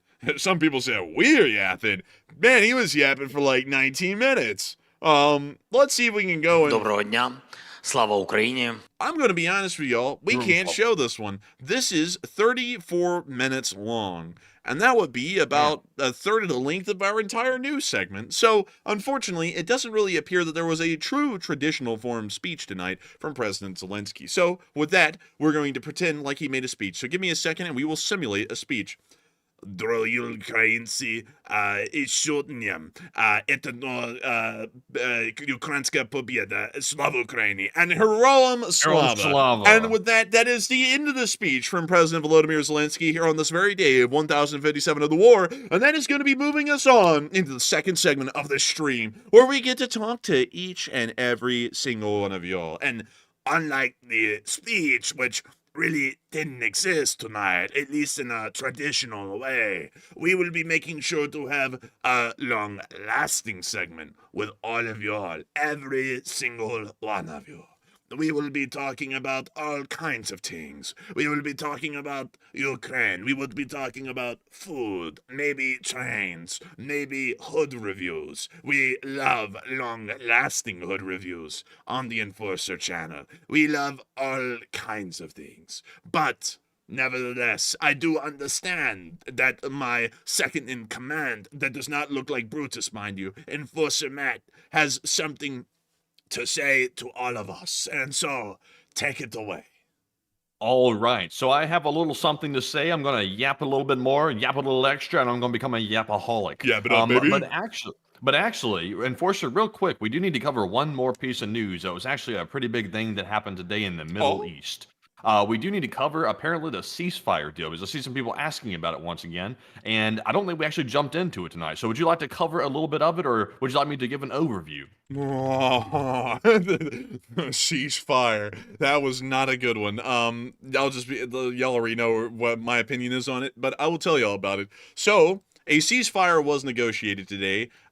Interestingly enough, it appears that the ceasefire was negotiated in between Hamas, Israel, and Hezbollah by the president-elect, not the president of the United States. That's what's coming out, at least at the moment. A ceasefire has been agreed to today. The Israelis are very unhappy about it. I will be entirely honest with y'all. This is not speaking to the character of the political person who made this ceasefire today, but I'm not happy with it at all either.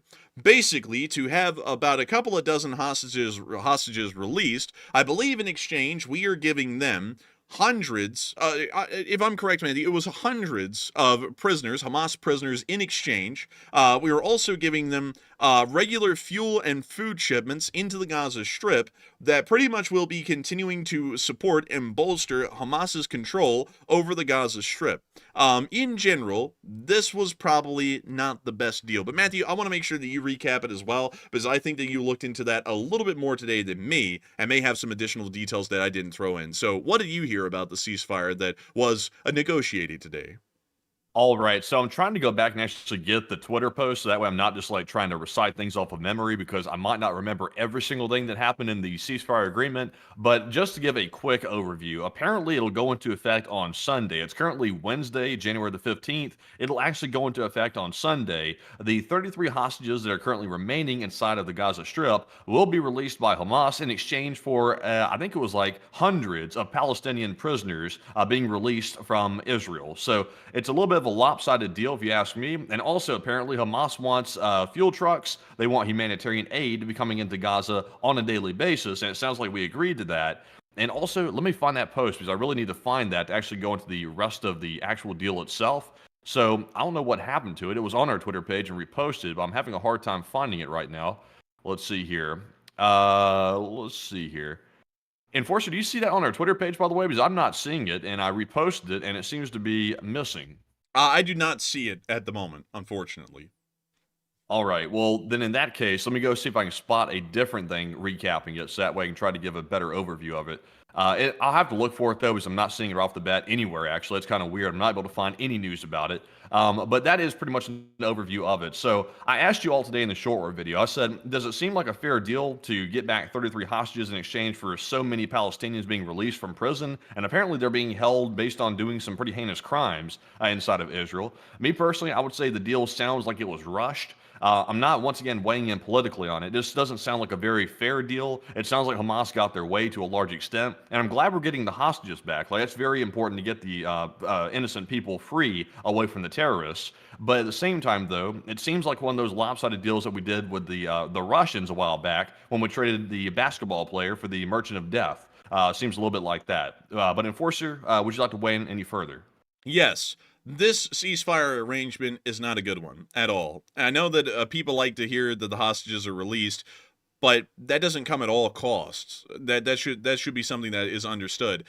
This was an unfortunate thing that hostages were taken, but at the same time, that does not mean that we should completely pretty much prostrate ourselves in front of our enemies just to try and get hostages back. They should give them back out of fear of further action, further hostile action that will ensure that the hostage takers are all dead by the time that the action is ceased. That should generally be the way that I believe we should have gone about this, is that the hostages will be released, and we may release an equal amount of prisoners, Hamas prisoners, in return, but there under no circumstances would we be pretty much conducting an unconditional surrender of sorts and giving them practically all of their demands for the release of a couple of dozen hostages.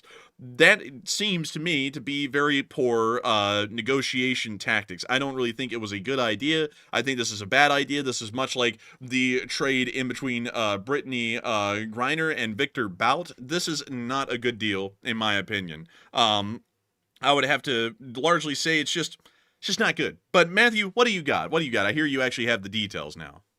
All right, so I was able to find the details. I'm reposting that on our Twitter page, by the way, because apparently my other source either deleted their post or something like that was actually detailing the plan. So this is the alleged plan. Apparently 6 weeks of ceasefire will be agreed to here. Also, the gradual IDF withdrawal from the Gaza Strip, meaning the Israeli military is going to be leaving the Gaza area. 600 humanitarian trucks will enter the Strip and deliver supplies, basically to the terrorists because they control the place. Hamas will release the 33 Israeli hostages, and in exchange for those hostages, Israel will release 30 terrorists in exchange for each kidnapped civilian, and Israel will also release 50 terrorists for each kidnapped soldier. And hearing it that way, honestly, hearing it worded quite as realistically as it is, that was a awful deal, being perfectly honest. A very, very crappy deal. And it was rushed. I don't know why it was rushed, but it was not a good deal. I'm saying that as politically neutral as possible. That was not a very favorable deal to the West, nor to Israel.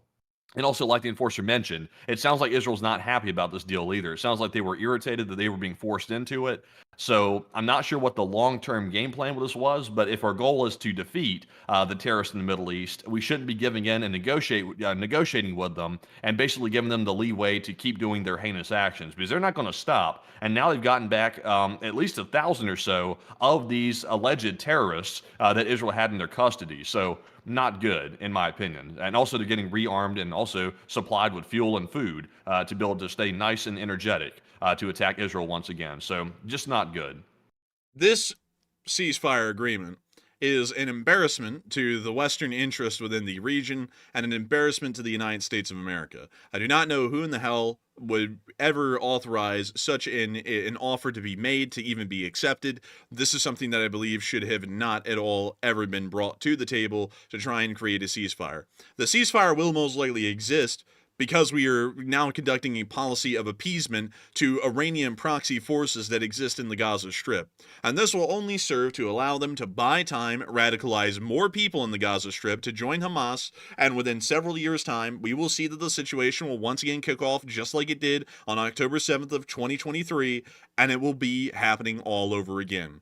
This was a horrific deal. This is one of the worst deals that I've ever seen, and it would appear to me that is not at all what the United States should be striving for in the region. We should be striving for the complete destruction of Iranian proxy forces, and we should also be striving for the complete destruction of Iranian nuclear abilities within the area. At this point, Iranian proxies have already won a pretty significant victory. They are now going to ensure, thanks to those massive amounts of hundreds of trucks filled with fuel and humanitarian aid, that Hamas will be able to retain their grip by controlling that aid once it enters the Gaza Strip upon the people of the Gaza Strip, and they will remain the unofficial, legitimate power within the Strip and will continue to build their armed forces for another strike against the state of Israel and continue their efforts in destabilizing the entire region and American interests. This was not a good deal, and I believe that this was something that was hastily rushed so that way someone could claim a quick victory, although when you truly look at the details and the fine print, there was no victory to be won here, only a defeat through appeasement. But with that... And also, by the way, for the people saying that we're taking a political side, the enforcer was slightly mistaken a little bit. Apparently, this was a deal negotiated in tandem with the current administration and the incoming one as well. They both played a part in actually getting this done, so it was not one or the other. It was actually both of them. So there's no real finger pointing to be done here because they both had a hand in it. So there's really no political side to take. And so with that clarification in mind, earlier in the day, I had heard that it was the president-elect who negotiated this entirely. With that in mind, there is no fingers to be pointing. I was actually going to say that this was poor negotiating on the behalf of the president-elect, but this is poor negotiating and planning by the president of the United States and the president-elect. This was horrific planning all around and horrific execution. This was a terrible arrangement, and I cannot believe that we actually went through with that because we are pretty much allowing Hamas free time and resources to rebuild. This was a stupid arrangement. And I And believe that also another issue is, do we even know that most of the hostages are even alive still? Like, I don't even think we have proof of life to show that all 33 people are still living. We had heard, and we actually got evidence showing that they had killed some of the hostages a short while back, and that they found their remains. The IDF did, I think, a couple of weeks back. So we don't even know if they're actually all alive still. I think they released maybe 2 of them as a gesture of goodwill, maybe today, or they will eventually. But we just don't know about the rest of them. And also, do we really believe the ceasefire is going to last for 6 weeks? I sure don't. I think they're going to probably keep attacking Israel in the meantime. And it's going to fall apart quick. And then we've released at least 1,000 or more terrorists right back to go back to Gaza to start fighting once again. And also, once again, they're fed and they're also refueled with all those fuel supplies. I would add this is a horrendous thing. Like I generally don't say a lot that disparages any actions made by government officials inside the United States. Usually I try and say, maybe I can see where they're coming from, or maybe this is the reason why, and come up with a good reason for it. But in this particular instance, I don't see any good reason. The only good reason that we could give is that there is peace in our time, but that was given in the past before World War II, and look what it turned into. It did give us peace in our time. It gave us the largest and bloodiest conflict in human history just a few years later. So this was goofy, absolutely goofy. If this is what U.S. foreign policy is going to look like, this is not going to look good. I'll just be completely frank. Hopefully this is an outlier to what the general ebb and flow will be over the next few years, because if it isn't, this will not represent the Western world and its interests well at all, or the United States of America in particular. But still, with that, I hope... Also, one more thing, because I'm seeing someone say this. They said children getting fed is a pretty damn good reason. No.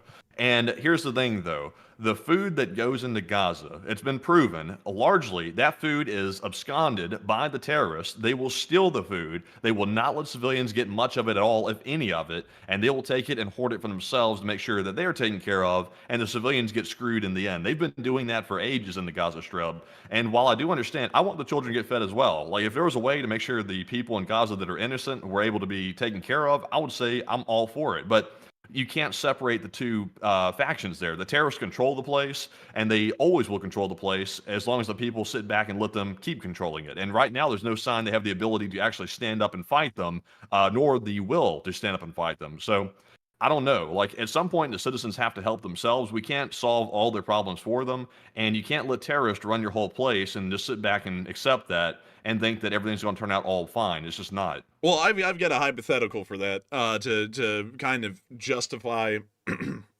what I'm saying here. In the middle of World War II, by late 1943, Nazi Germany was actually running out of food for the large part, for the civilian population, because they had never implemented a rationing regimen inside the country like the United States, Britain, and other countries did. And so the civilian population continued to consume large amounts of food, and the military also did as well, to the point that there was massive food shortages by late 1943. By 1944, the situation was so severe that people were actually starting to die of starvation inside of Nazi Germany. Now, with this in mind, we could have gone, look, the children that are starving in Nazi Germany are the priority. We need to negotiate a peace treaty with the Germans, a conditional one, not an unconditional one. We'll end the war right now so that way those children can be saved and be fed. But all the Jews that are still being killed at this point in time in Nazi Germany will have to keep on being killed, and the oppressive and dictatorial Nazi regime led by Adolf Hitler will continue to survive, but at least the children were fed. A similar argument could be made there. Hamas is a evil and despotic terrorist organization that controls the Gaza Strip. While it's unfortunate to think that at the end of the line, our actions will most likely affect innocent people inside the Gaza Strip, one must remember that if we are to try and act in goodwill towards a group of innocent people in the Gaza Strip, the bad actors of Hamas, which we have seen in the past, will seize the fuel and food resources and pretty much control them once they get out of the hands of the humanitarian agents that will bring it into the Strip, and will begin to control the entirety of the Gaza Strip almost in a legitimate form of governance by controlling the resources. That's what we've seen time and time again in the past, and that's what we saw just up to the lead up to the massacre that happened on October 7th of 2023. We could make the argument that at least children are being fed and that's good, but people have always made those arguments. Neville Chamberlain, when we gave away Austria to the Germans in the Anschluss and also the Sudetenland in the Munich Conference of 1938, came back to Britain and said, we have peace in our time. And sure, the Germans had taken loads of land that legally wasn't even theirs, and sure, Hitler was already making it clear that his ambitions remained far beyond the Sudetenland in Austria, but at least we were able to have peace in our time and our children would grow up in a peaceful era. And just 1 year later, World War II began when the Nazi Germans invaded Poland. And while the real world is generally a very tragic place, because it is true, if we continue to treat Hamas hostilely and ensure that they will continue to be weakened, there will be innocent people who will most likely suffer, but there's no way for us to detach the two groups. Hamas has pretty much direct grip and control over those people, and if we want to support those people, we are helping to foster and pretty much nurture Hamas to regrow and become a threat in the region once again. So we either have to say, yes, we will continue to deal with this major threat in the region, or we will have to largely deal with Hamas, but at the same time recognize that there will be unfortunate side effects like that. That's largely the kind of conundrum that we're dealing with. There is no good answer to that. Either one is a bit of a rougher, more gray area kind of a thing, but it's what evil is more acceptable than the other. But I just heard from Matthew that we actually have breaking news coming in. And what do we have, Matthew? All right, so speaking of the devil, we literally got news just right now, about 5 minutes ago, that apparently during the night, just a short while ago, the Prime Minister's office issued an unusual statement and said that Hamas is trying to withdraw from the understandings of the agreement, and apparently the holdup is that Hamas is trying to backtrack because they are not sure of the identity of the Palestinian prisoners who would be released in exchange for the 33 hostages, and it sounds like Hamas is not going to allow that. So Hamas is being world-class stupid right here because that deal favored Hamas tremendously if they would simply go through with that. And it sounds like Hamas is going to figuratively shoot themselves in the foot and backtrack on the deal that really was overwhelmingly unfair toward Israel. So if it actually keeps going like this, it sounds like it could fall apart before it even begins on Sunday. Very interesting. And it sounds as though it's already going poorly. But I'm very sure the negotiators will come together at this point, because if they were willing to make such an absurd deal like that in the first place, they'll go, look, we just got to make this thing work, just given whatever demands they have at this point, because we got to have it go through, so that way we can claim a big victory. And that'll be the case, I would assume. So we'll probably hear. Do you think the truth is that maybe the hostages are all actually dead, or at least a good portion of them are probably dead, and Hamas might have met and realized that if we only release like a few of them, and Israel releases all these like thousands of Palestinian prisoners, then they're probably just going to bomb the hell out of us, and we're probably going to get finished? That might be the case. I mean, surely most of them probably are not alive at this point. Most of them are most likely dead because they were treated very poorly. The few that got out early said that the treatment was incredibly poor and they were tortured. So I would assume that if they've been in that kind of a situation for this long, most of them probably have been killed, and they know that. And so that's why they're now starting to back off on the deal, so they can make it look like it fell apart for other reasons rather than the hostages were dead.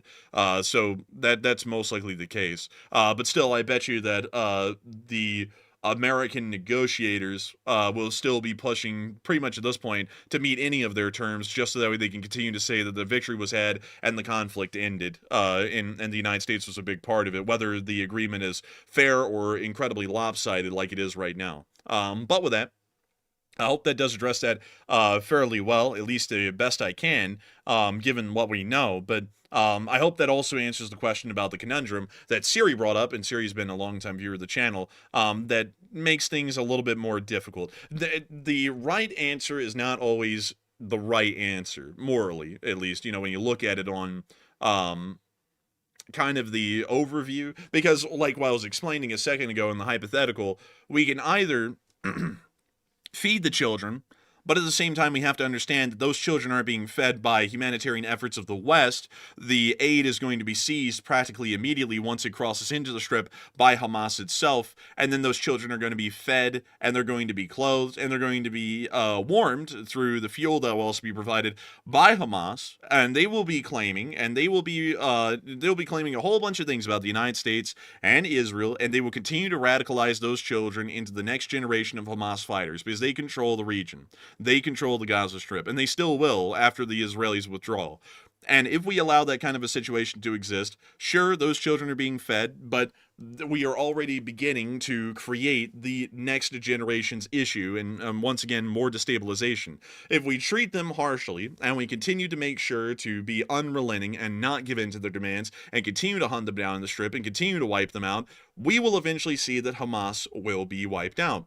But at the same time, there will be a large amount of innocent people who are not getting any kind of food aid or heating, and they may end up, well, they probably will end up suffering. So it's kind of like the trolley, the trolley scenario, where you can flip it down one track and less people die, or you can flip it down the other track and more people die, but you're able to make more money. So what is the choice? It's kind of like that. It's not really a good answer either way, because either we're helping to nurture Hamas for the future, or we're destroying them, but innocent people may end up getting harmed in the process. So what would be the answer? And I generally have to say that at the end of it, in my opinion, American interests always come at priority, so we should continue to crush Hamas, and by the end of it, we will be able to help out all those people. Hamas will not exist, and the humanitarian aid that's coming in will actually be going directly to them through Western support, and Hamas will not be around to be able to regrow itself off of that support and controlling that support, and we will be able to finally stabilize the Strip once and for all. So I would say that my answer would be a little bit more suffering in the short term will be better for an actual peaceful and stable situation in the long term, instead of a short-term benefit creating a long-term amount of suffering in the general scheme of things. So I hope that does address that fairly well, at least in my opinion. But that's just still my opinion. Other people might rationalize it different ways. But anyways, with that, I hope that does address that the best I can. And we are on to the questions, because I believe we have a lot of questions. So what do we got, Matthew?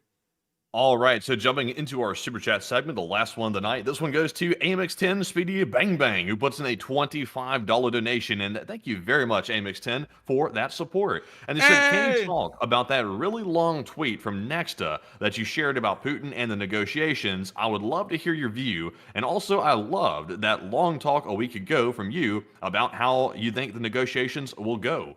And also, Enforcer, let me go grab that tweet, by the way. That's the one.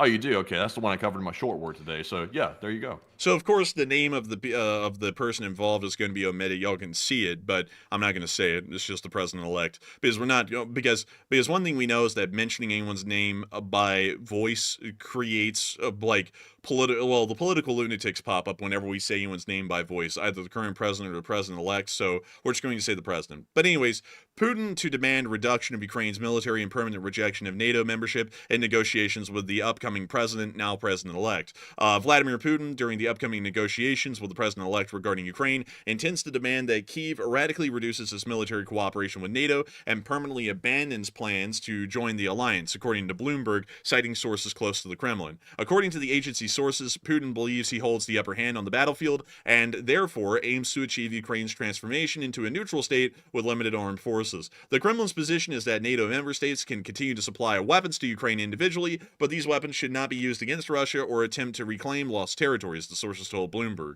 Putin, according to them, also insists that Russia retain at least de facto control over 20% of Ukrainian territory captured by the army during the 3 years of war. Moscow is reportedly open to some territorial exchanges, the agency's sources said, as Ukrainian forces continue to control hundreds of square kilometers of the Kursk region, which Ukrainian troops attacked in August. Kremlin demands have become more rigid. About a year ago, though, unofficial channels, Putin informed the U.S. that he was willing to drop the demand for Ukraine's neutral status and even allow it to join NATO in the future, the sources claim. However, since then, the situation for the Ukrainian armed forces on the front has worsened. Russian troops resumed their offensive in the Donbass, and this has emboldened Putin, the agency sources says, although that doesn't even, pale to reality. That's more so the opposite. Currently, Russia and Ukraine, according to Bloomberg, are holding limited negotiations in Qatar,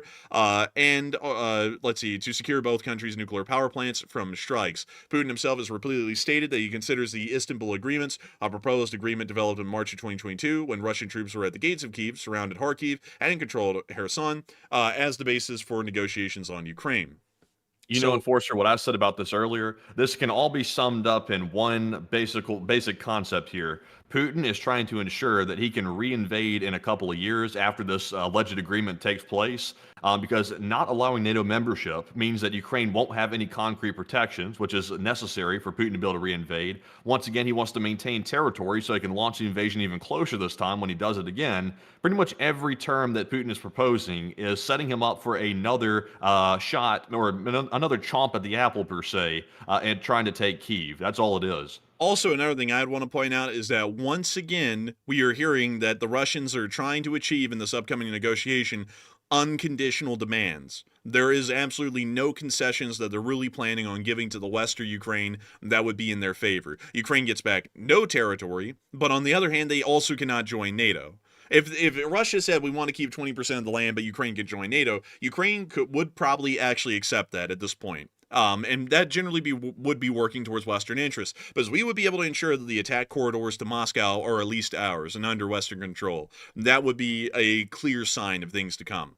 But the Russians want Ukraine to be a neutral state with a limited-sized military, meaning that it would be easier to crush them later, and also wants to retain the territory that they have right now. This isn't even a peace treaty. This is more so a freeze on the war, like Matthew's saying, to begin in a couple of years down the line. This is a unacceptable negotiating standpoint that the Russians are working from at this point, and I do believe, although I'll be honest, my faith in U.S. negotiating has been shaken a little bit from what we heard happen down in Israel, but if the United States negotiators have sense and are working from a standpoint of national prerogatives and strategic interest, they would not accept any of these terms because they are just simply too lopsided onto the Russians' favor. We would want to see...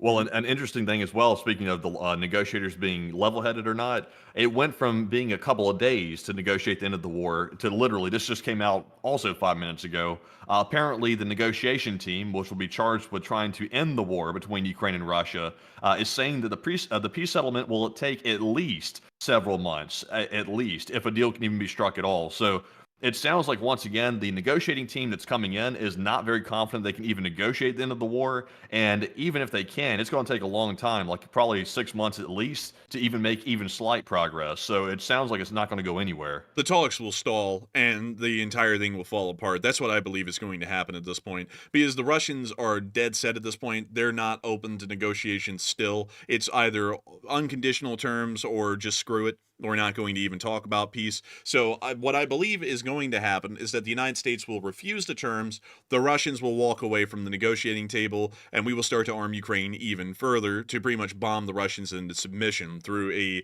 a peace through strength kind of a strategy of bombing the Russians to the point that they have no option but to come to the negotiating table and actually give concessions. That's what I think will happen. I will be honest with you all, at this point, I'm believing that the main thing we're looking for is that Ukraine gets into NATO.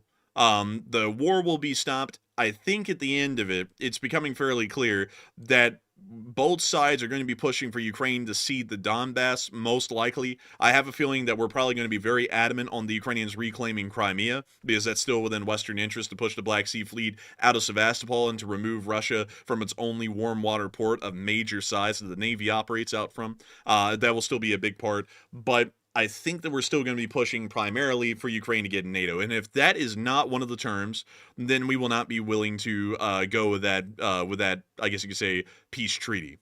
So that's largely what I'm thinking is going on at this point. And I do not think that peace negotiation will ever work, AMX10. I just don't think that will ever succeed, because the Russians are still going for unconditional demands. And it's absolutely insane that they keep trying that, because they should know from their position economically they cannot last much longer. And they keep on pretending like they will. And that's just never going to be the case. But anyways, with that, I hope that does address that the best I can. And also, 420 I've said that since the beginning that Crimea is the prize. Crimea has always been the prize because if you look at how the Russians did things back in 2014, that was the only area they were truly concerned about losing because the Russian army raced out of Sevastopol, pretty much took all of Crimea under their control, and within 23 hours, Russia, quote-unquote, annexed Crimea into the Russian Federation and created it into the Crimea Oblast. So out of anything that they could have lost at that point in the war, they could have lost all of the separatist holdings in Donetsk and Luhansk. Crimea was the most important to them because it was the only thing that they officially annexed into the Russian Federation. And that is specifically because of the strategic advantages of having the warm water port of Sevastopol operational all year round. That means that the Russian Navy is able to operate year round. And another thing that's very important to remember is that most everyone in the world operates the large amount of their freight traffic through commercial shipping channels in the world's oceans. So naval power translates to raw economic power. And so if the Russians have a warm water port, they're able to exude raw military power to protect their economic interests year round on a strategic level, because every other port in Russia in the winter freezes. All of the ones, St. Petersburg, Murmansk, Arkhangelsk, Vladivostok, at this moment, they're all frozen over, and they're completely inoperable.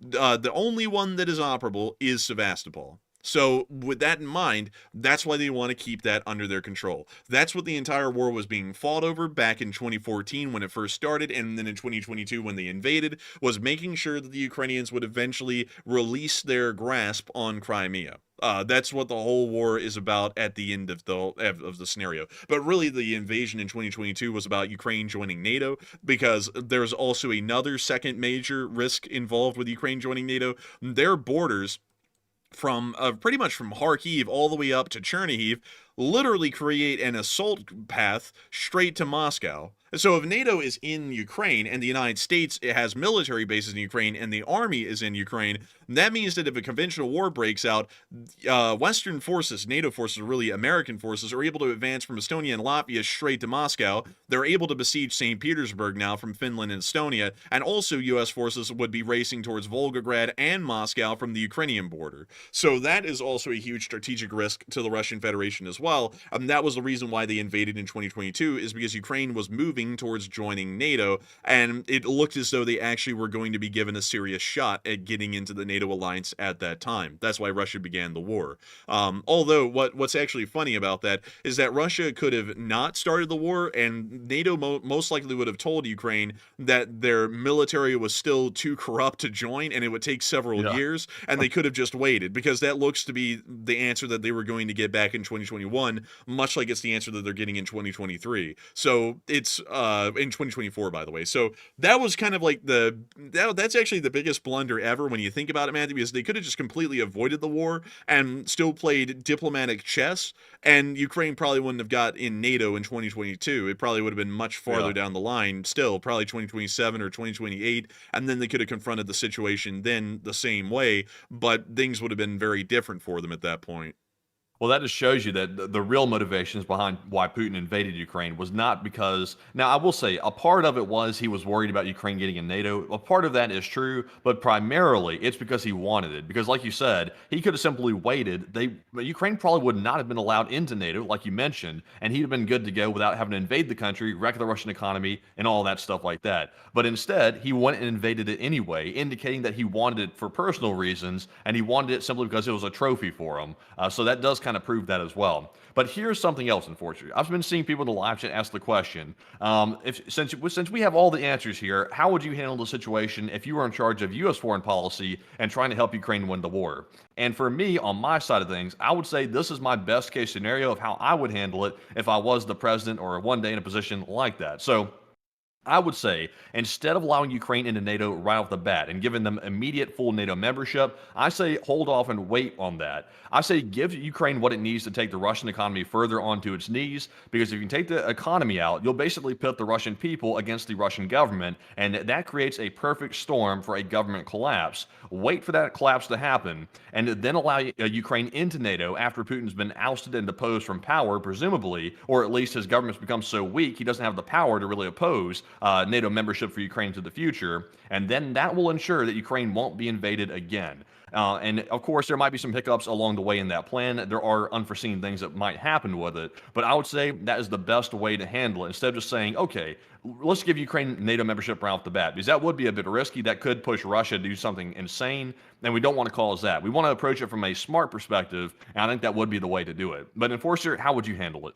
I would say, and of course, I want to make sure to preface this, that we are talking about handling this from today onwards, because much like the president-elect will be dealing with here when he gets inaugurated, I believe on January 20th, the world is always in motion. We can't go back in time and change anything that's happened now. We just have to work with what the situation is. So what I'm saying is going off of what we're seeing in the world right now and how to work from that point. So with this in mind, I would encourage that peace negotiations are attempted as soon as possible if I was to become the president on January 20th. We would give it a good try. And when I mean a good try, we would sit down at the negotiating table and we'd ask the Russians what their pretty much starting terms are.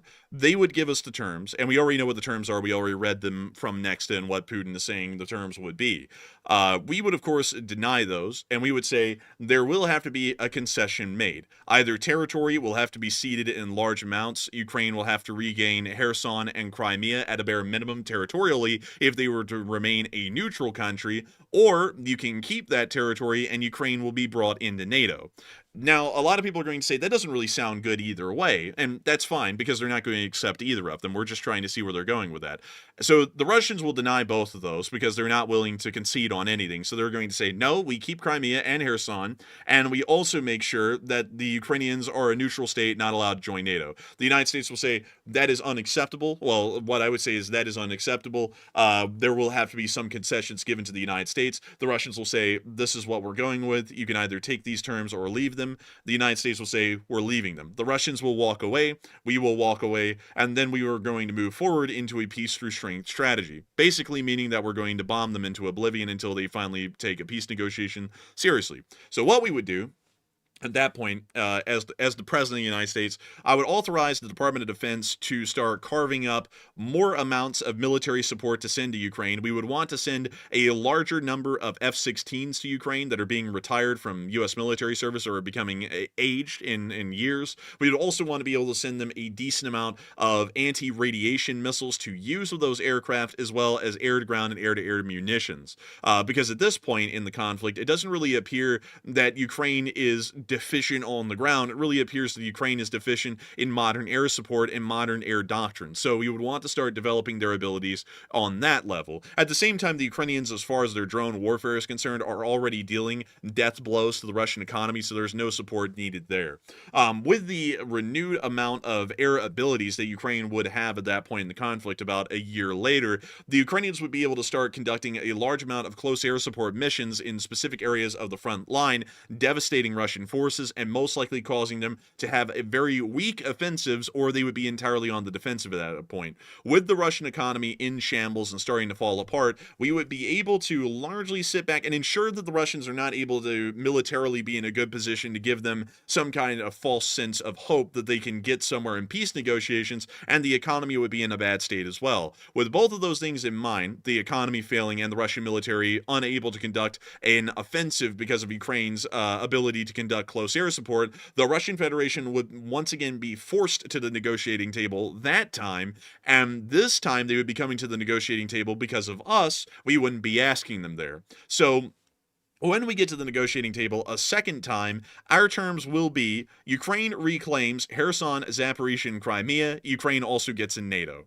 And those would be our terms. If they cannot accept that, we will continue to allow the Ukrainians to bomb them until those terms become acceptable. Or if they can accept that at that point, Ukraine wins. They will lose the Donbass, they will lose Donetsk and Luhansk, but they will be able to retain Zaporizhzhia, Kherson, and Crimea, and they will also be in NATO. This will ensure that Ukraine is never attacked by the Russian Federation again. NATO is the strongest deterrent for that. This would also ensure that the Russians lose their warm water port in Sevastopol, and this would also ensure that the attack path to Moscow is open. So in general sense, that would ensure that the West gets everything they want. Also, another thing that we could say is that Ukraine joins NATO, but U.S. forces, or Western forces for that matter, to make sure that there's a concession so that way the Russians would be a little bit more open to this.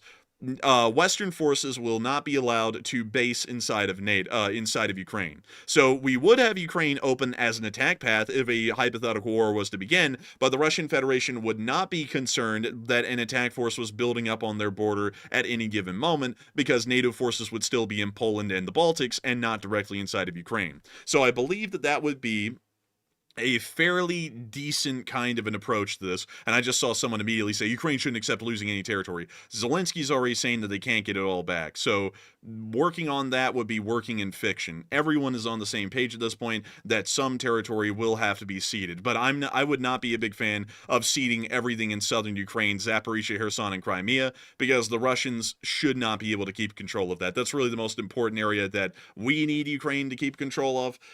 But more particularly, we also want to make sure that Ukraine is in NATO in the future to create a deterrent that would avoid another conflict breaking out in this area, and the Russian Federation once again pursuing its ambitions of reinvigorating its own sphere of influence in Eastern Europe. Let me ask you this, because in my plan, I was sort of like had an underlying assumption in my plan here. Me personally, I think it's going to be very hard for Ukraine to have total victory in a ground war, because we're seeing right now.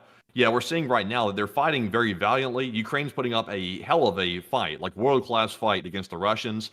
But with the Russians able to pull on a larger population of people, which they're forcing into the military in large numbers, they simply have like the meat grinder situation going on a nonstop basis. No matter how hard Ukraine fights, it's going to be hard to defeat that in a total victory scenario. Like, it's not really going to happen. So they have to rely on these secondary attacks, like I was mentioning. For example, attacking the Russian oil, attacking the Russian economy in various different means, in order to soften the Russian government to have any chance of collapse whatsoever, because they have to attack behind the lines instead of on the front lines themselves, because they have to maintain, of course, where the front lines are now, but that's not going to change very much into the future unless they attack, these other secondary targets, in my opinion. I would agree. And also, that's another thing, is that the F-16s I was talking about, which generally are helping to create a close air support kind of a force that Ukraine can use, that's not so that way Ukraine can steamroll the Russians and drive them out of Ukraine. That just probably would not happen even with F-16s at this point. They're just too well dug in. So what that would be doing is making sure that they're not able to conduct strong offensives, and also that would be forcing them on the defensive for the remainder of the war. So that would be generally the kind of direction that we would be moving towards. But also, I just saw someone say the West would run out of money too. If we have $100 and they have $10, they're going to run out of money well before we do. And that's the case that we're in right now. Russia has an economy of $1.7 trillion. The United States has an economy of $27 trillion. So if anyone's going to be running out of money, they're running out of money well before we ever run out of money. So yes, eventually we could run out of money, but that's saying that Russia's rich and they're pretty poor. So, working off of that, we will eventually drive them to their knees if we just give this time. But let's see. Economic success of Ukraine will win the ceded territory back. Possibly not.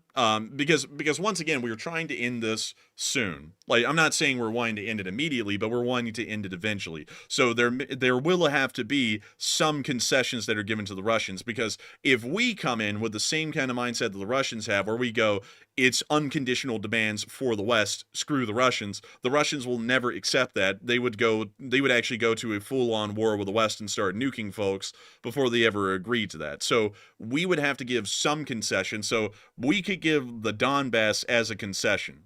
It seems as though Zelensky is on board with that as well at this point. But we would not be giving away Zaporizhia, Kherson, and Crimea. Those are just unacceptable. The Russian Federation's annexation of Crimea is not a legitimate claim to the peninsula of Crimea. Crimea is Ukraine's and is recognized that way by the United Nations as well. So there is no backing anywhere for the Russians to keep claiming Crimea. So Crimea would have to be returned to Ukraine.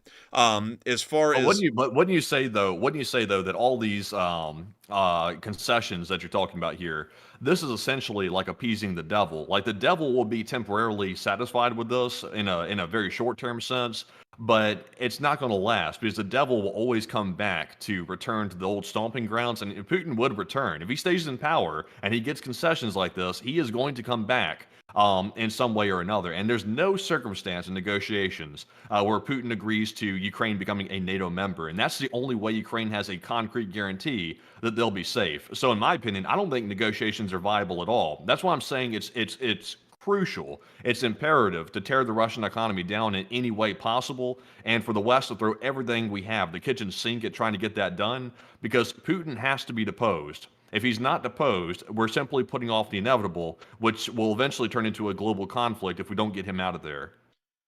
I would say though that concessions have to be given eventually. I mean, because if we're going in with the idea there are no concessions, the West will win everything outright, they are going to eventually get desperate enough that we may see that they start to use tactical nuclear weapons in Ukraine, and then this is escalated into a whole new can of worms. Because eventually the Russians are going to sit there, especially when they start getting into the death throes. If they're still in the mindset that they're in right now, and we're not willing to give them a off ramp, they might start going to desperate measures such as using tactical nuclear weapons, because they're going to be looking at the death of Russia as it exists at all at that point if it economically collapses. So what do they have to lose? No one in Russia has anything to lose at that point, so they may escalate to using nuclear weaponry. Unless we were... Well, they would have something to lose, actually. The people in Russia, and once again, remember, the way their nuclear launch system works is Putin can issue an order, but there's a lot of steps they have to take and a lot of people that have to agree upon that in order to actually carry that nuclear launch out. So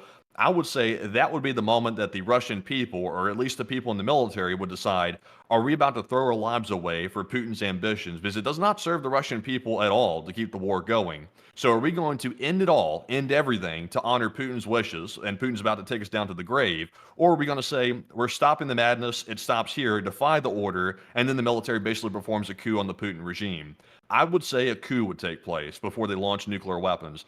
I say if it were me, I would take the gamble. If I was in charge, I would say I don't think that they would actually carry that out, and I would call their bluff. That's really risking a lot right there. I mean, we're literally getting on the verge of a nuclear war and hoping that some battery commander just refuses the orders at that point. Well, we're heading there anyway. Either way you go, like if you negotiate and make concessions, we're heading there in just a couple of years, regardless of what we concede to. Well, not really. I mean, if Ukraine's in NATO, they're in NATO. I mean, they haven't invaded the Baltics. Mm-hmm.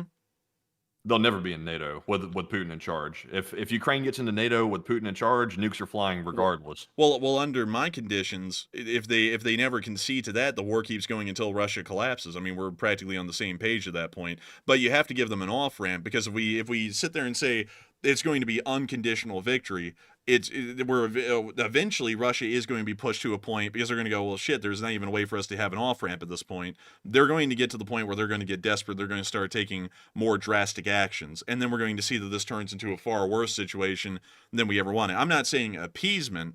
I'm saying that we need to be able to give them an off ramp and some concessions to where they'll give up, because at this point the Russian economy is done for, and the Russian economy will collapse even if the war ends. At this point, the Russian economy is that bad off. If the sanctions still stand for several years after war, that is a guarantee, and Putin will be out under those instances. And then even still, the Donbass could be returned to Ukraine with the ushering in of a new Russian government, because they may be trying to become more amicable to the West and then end up giving back the Donbass to Ukraine as a gesture of goodwill to the Western world. There always has to be an off ramp, because this isn't World War II where we can march right to Berlin and let Hitler off himself in his bunker. This is a situation where nuclear weapons could start to be used if a unconditional victory is all we're willing to accept.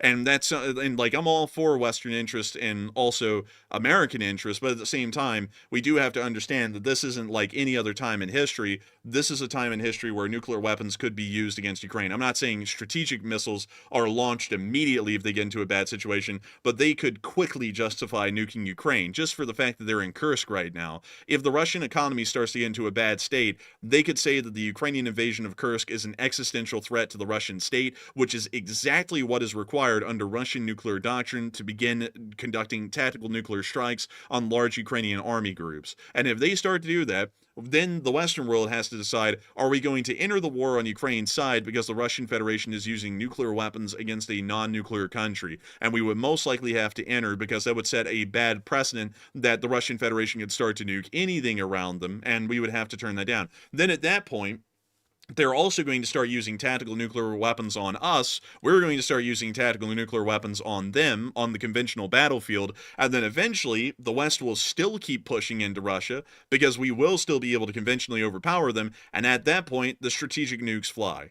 Like there's not a point where the Russians are peacefully going to sit down and let the economy literally die around them and not take those desperate, dangerous measures. Because with the Soviet Union, the economy slowly died over 2 decades. From 1970 to 1991, the economy died. And it wasn't because of direct Western action that was so overt and so rapid that they could do something about it. It was wildly slow.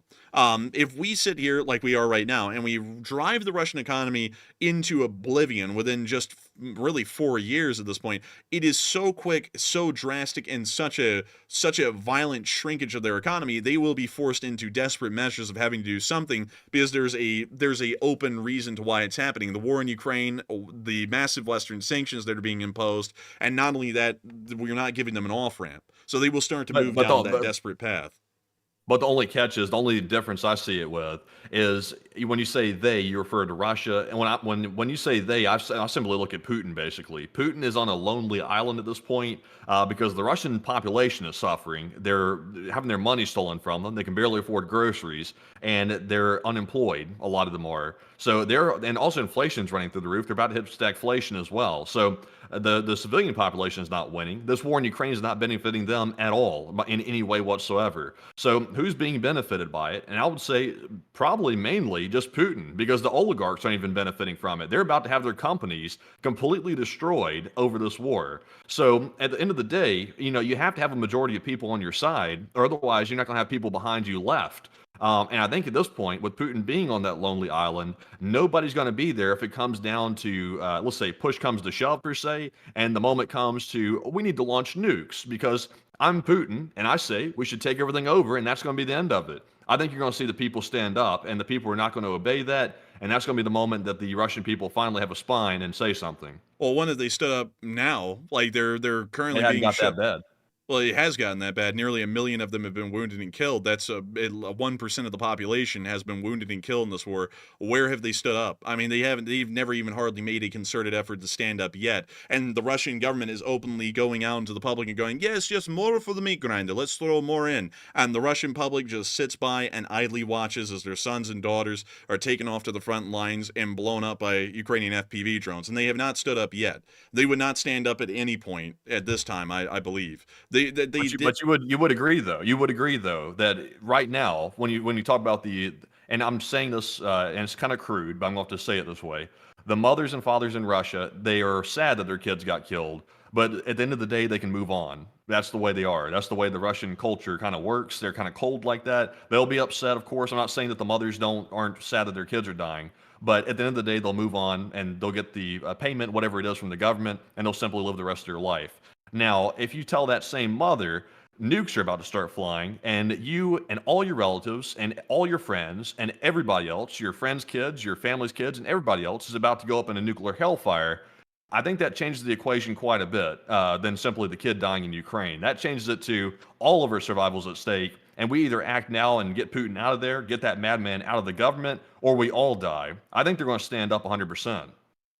But it doesn't really happen like that, though, where you get to hear about nukes are going to fly and then that's it. From the point that Putin commands that a nuclear weapon is launched into the United States to the point it makes impact on an American city is approximately 15 minutes.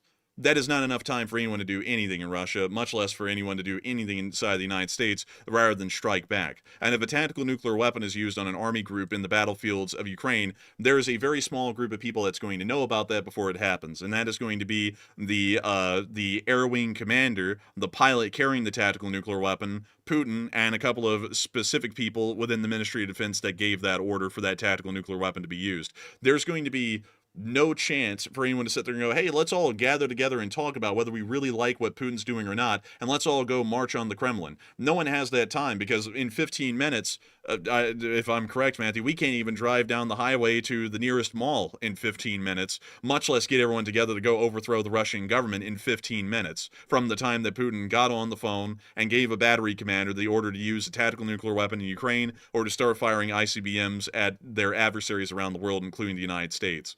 there's just no time for that kind of a thing. So trying to say it like it's a preparation for a conventional war where we go, hey, let's all talk about it. Do we think that this war is good or not? You know, and we can sit on it tonight and sleep on it while some people are getting killed on the battlefield and come back to it tomorrow and talk about it a little bit more. Nuclear wars don't work that way. It happens in less than 15 minutes. I don't think the 15-minute countdown would ever get started. I think they would stop it before it began. I don't think the commanders would carry that out. I'm sure there's probably been discussions of this, or at least rumblings amongst the people that are in charge of the nuclear weapons, because we're being told by U.S. intelligence that Putin's considered using nukes in a serious way over the last 6 months, multiple different times. So that discussion has been had, and I'm sure they've probably been rumbling things in the background about whether or not they would have carried that out or not. Because I'm sure there are people that are questioning the role in, of course, this war in Ukraine, and they're scared to speak out because if they speak out, they're going to get killed by Putin. So if it came down to the moment where they either have to act or they're going to all die, I think they're going to choose to act, because I think a lot of people that are not speaking out are probably not in support of this war, and they would not go any further. But we do have a poll on Enforcer if you'd like to take a look at that about what plan they agree with. Well, it's not a pissing contest, but go ahead. What are people saying? So he said, or not who said, I said, whose plan do you agree with to end the Ukraine war? So you put your 60% option first. Look at that. You put it first, man. You rigged. That was just random. But 60% said Matt's plan and 40% said Andrew's plan. So just a 20% margin agrees with Matt's plan. So vote for me, Enforcer Matt. No, I'm just joking. But seriously speaking, though, it's actually almost half and half. It's just a small percentage on my side with that. So it looks like it's a slim margin. But honestly, I'm going to stick to my guns on this one. I think my plan would be pretty solid. I know where the Enforcer is coming from, but I think my plan would be pretty solid. I think people at the end of the day do not want to go down in a hellfire over one madman's ideas. But Enforcer, what say you? I would have to say I'm going to have to stick with my guns. It now has risen to 61%. But I would have to stick to my guns because I generally do believe that some kind of concession has to be given because the Russian Federation is not going to sit idly by and watch their economy get killed. I would not expect the United States to do the same if we were in a similar position. I would say that the United States would begin to strike pretty heavily at folks before we would just let the economy have its last dying flame and then go out for good. That would probably not be the case. So I'm still going to have to stick with my guns, even with only 38% of the vote now, or 40 as it was when we were reading it. I'll still have to stick with my opinion on that because it isn't perfect, it isn't cheery, it isn't great, but it's realistic. And largely, governance doesn't work off of what we want; it works off of what we can do. And so with that, I hope that you're doesn't. Like Zelensky, you're like the underdog, 38%, but comes out swinging. Man, I gotta tell you, you just keep on going. We'll have another election. I'll win by 70%. But with that, we were on to the next one. It was still an interesting discussion.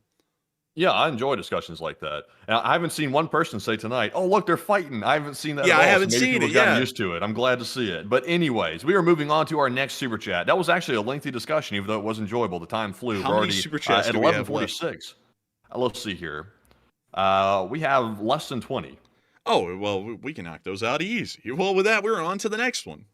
This one goes to The Planet is Dying, who puts in a $20 donation, and thank you very much to Planet is Dying for that support and helping to fund those conversations just like that. And they said, thank you, guys. And thank you so much for the support and helping this channel to keep on running. Because if it wasn't for folks like you, we wouldn't be able to make this thing possible and keep it running. And so a big thanks to you once again, and thank you for the kind words. And with that, we are on to the next one.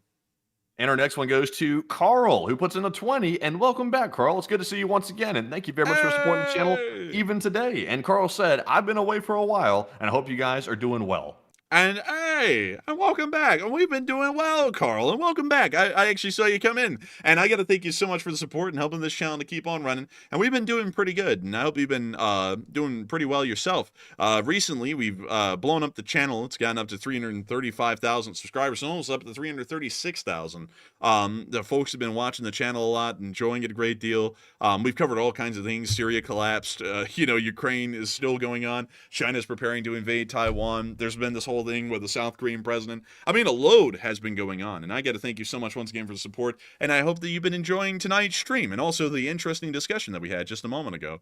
Also, if y'all like the discussion that we had, please do support Enforcer Debates, because we would like to go and make a channel where we specifically debate different opinions that Matthew and me have live on air for all of y'all. It's like boxing but with words. And it's not as violent either, because we just have disagreements and then we talk them out, and then people agree or disagree with one side or the other. But I still think that would be kind of interesting to do. I'm not going to lie, Matthew, because it's actually, I don't know if it's fun for y'all to listen to, but it's fun for Matthew and me to do. Like even if I get 40% of the vote and people still like Matthew's opinion better, it's not like we're in it to win it. It's just more so to get out ideas. And it was very fun on my end, because it's really mentally stimulating compared to, just belting out news and getting analysis out, because you have to listen to what the other person is saying and then try and come up with a counter to support your argument. It's a very mentally engaging kind of a thing. I really do enjoy it. And so if y'all like that, let us know. But anyways, with that, we are on to the next one.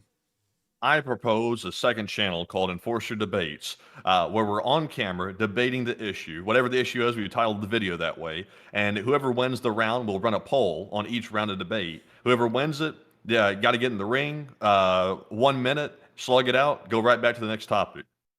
Yeah, it's like, dude, that was what do we I don't even really think we disagree on much, though. I mean, I think that's one of the few things that we disagree on. I mean, like, we both kind of agree on the same things, like diversify a public transportation system would be good. Nuclear power, specifically nuclear fusion, would be great to implement and research. I mean, there's really a lot that we agree on, so I don't even think that channel would really succeed, to be entirely honest, because we maybe have like 10 episodes and it would be over.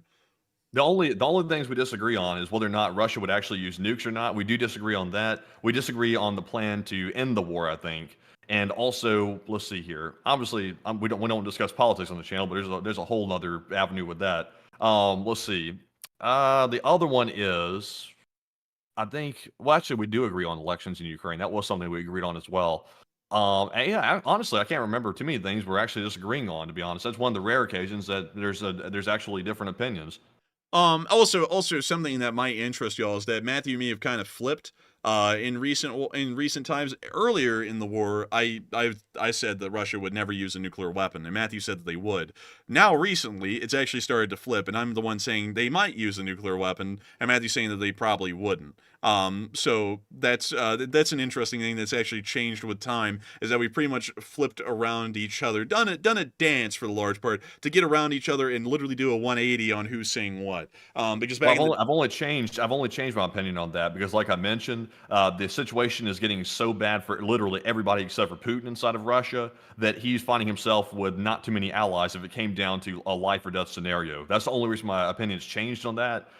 If things were still doing like moderately okay for the Russian people, and the oligarchs were still making their fair share of corruption from profits and profits from corruption and things like that, then I would say that largely the threat of a nuke being launched would be quite serious. But it's changed a little bit. The environment has, so it's gone down, in my opinion, tremendously.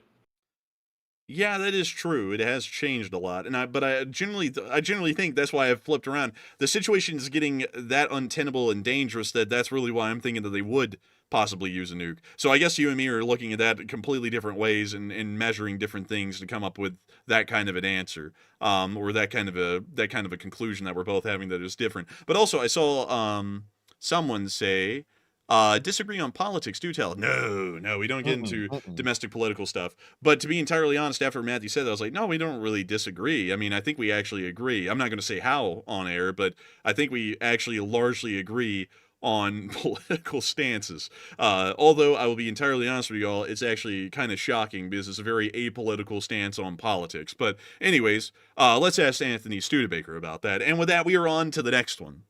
All right, and the next one here goes to Rain Man, who puts in a $20 donation, and this is Rain Man's first ever super chat on the channel, and thank you very much, Rain Man, for that support. Also, I saw he threw in a second $20 donation, and once again, huge shout for the second support, and this time he left a comment. He said, I forgot to send a question on the last super chat, so here's another 20, and thank you, by the way. He said, take it from the chat, and also, I haven't missed an episode since day one, and wanted to say, LSA, and thanks for what you do, and cheers. And thank you so much for the support and helping this channel to keep on running. Thank you for the kind words as well, because we are always on air every single day, every single night, running this channel and making sure to keep it live on air for all of y'all so that way y'all can get the news.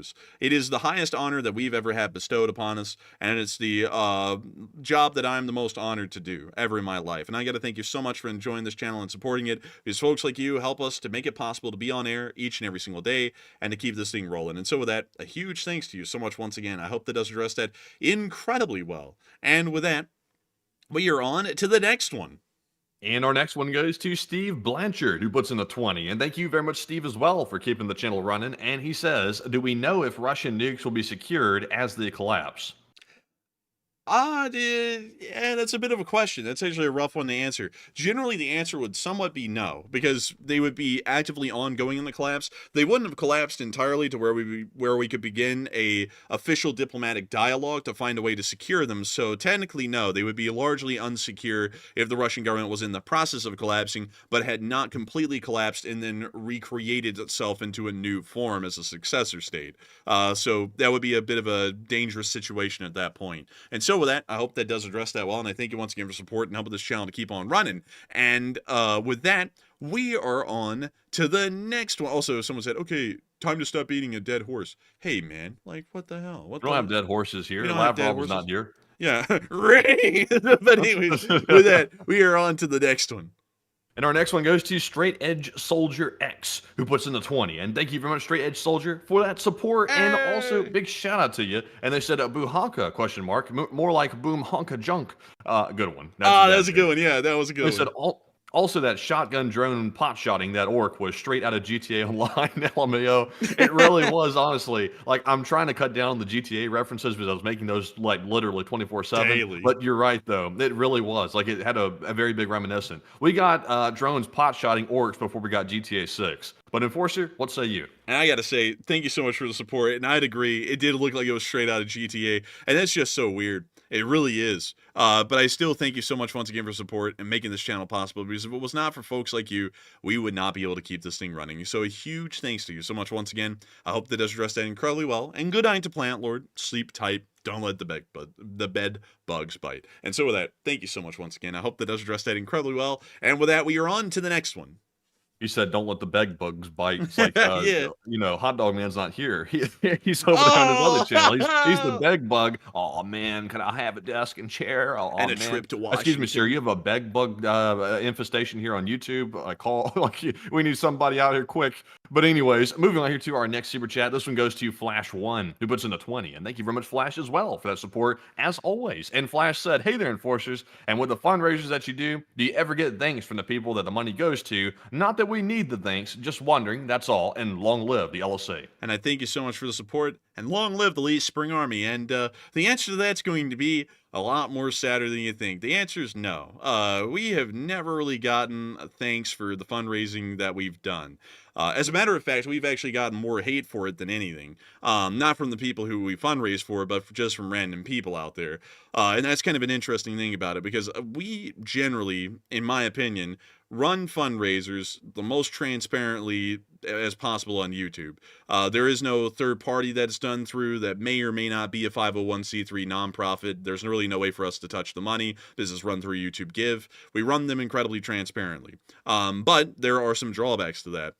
One is that nobody really knows that we're even fundraising for them. Like the LAFD Foundation, when they receive money from that fundraiser, it doesn't come in as the Enforcer channel from YouTube. It just comes in as a deposit into their account from a YouTube account, not an Enforcer account. So they don't actually know that the Least Spring Army fundraised that for them.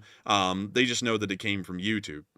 But the other thing that's very interesting about our fundraising efforts is that a lot of other people on YouTube, specifically other folks that run YouTube channels, some of them in particular have tried to spin a story that the fundraisers that we run are not legitimate, which it always is interesting how the people who say that, just to take an aside for a minute and speak frankly on that, it's always interesting to hear the people who spurn those kinds of stories are the ones who have affiliated themselves with the Georgian Legion in the past, which openly was discovered to be some sort of a fundraising scam. And also a couple of other things as well that seem very questionable to me, because they may or may not be, and some of them don't appear to be, 501c3 nonprofits that are legally obligated to disclose their earnings and also publish that to the public and ensure that there is some sort of open transparency behind their nonprofit. I've always found it interesting how those voices in particular that try to discredit our fundraisers always seem to be right on the very edge of possible possibly supporting scams. That's something that I've always noticed. But generally, we've never gotten any thanks for the fundraising that we've done. The only thanks that we get are from the actual folks who are helping us to fundraise. And that's really all that counts at the end of the day. I never did the fundraising stuff, so that way we would get like a big thanks or a little medal or a trophy or anything like that from these groups. I've never really cared about that. But one thing that I've always cared about is knowing that in some way, shape, or form, we are doing our civic duty as the Lee Spring Army to help out in some significant way. And fundraising is one of the biggest ways that we can do that, because everyone can get out in the street and walk around and paint their faces in support of whatever they're supporting. It does no good. I'm never one to believe that that kind of thing does good. You know, like that little group huddle that was done in Washington, D.C. by some group in America in support of Ukraine.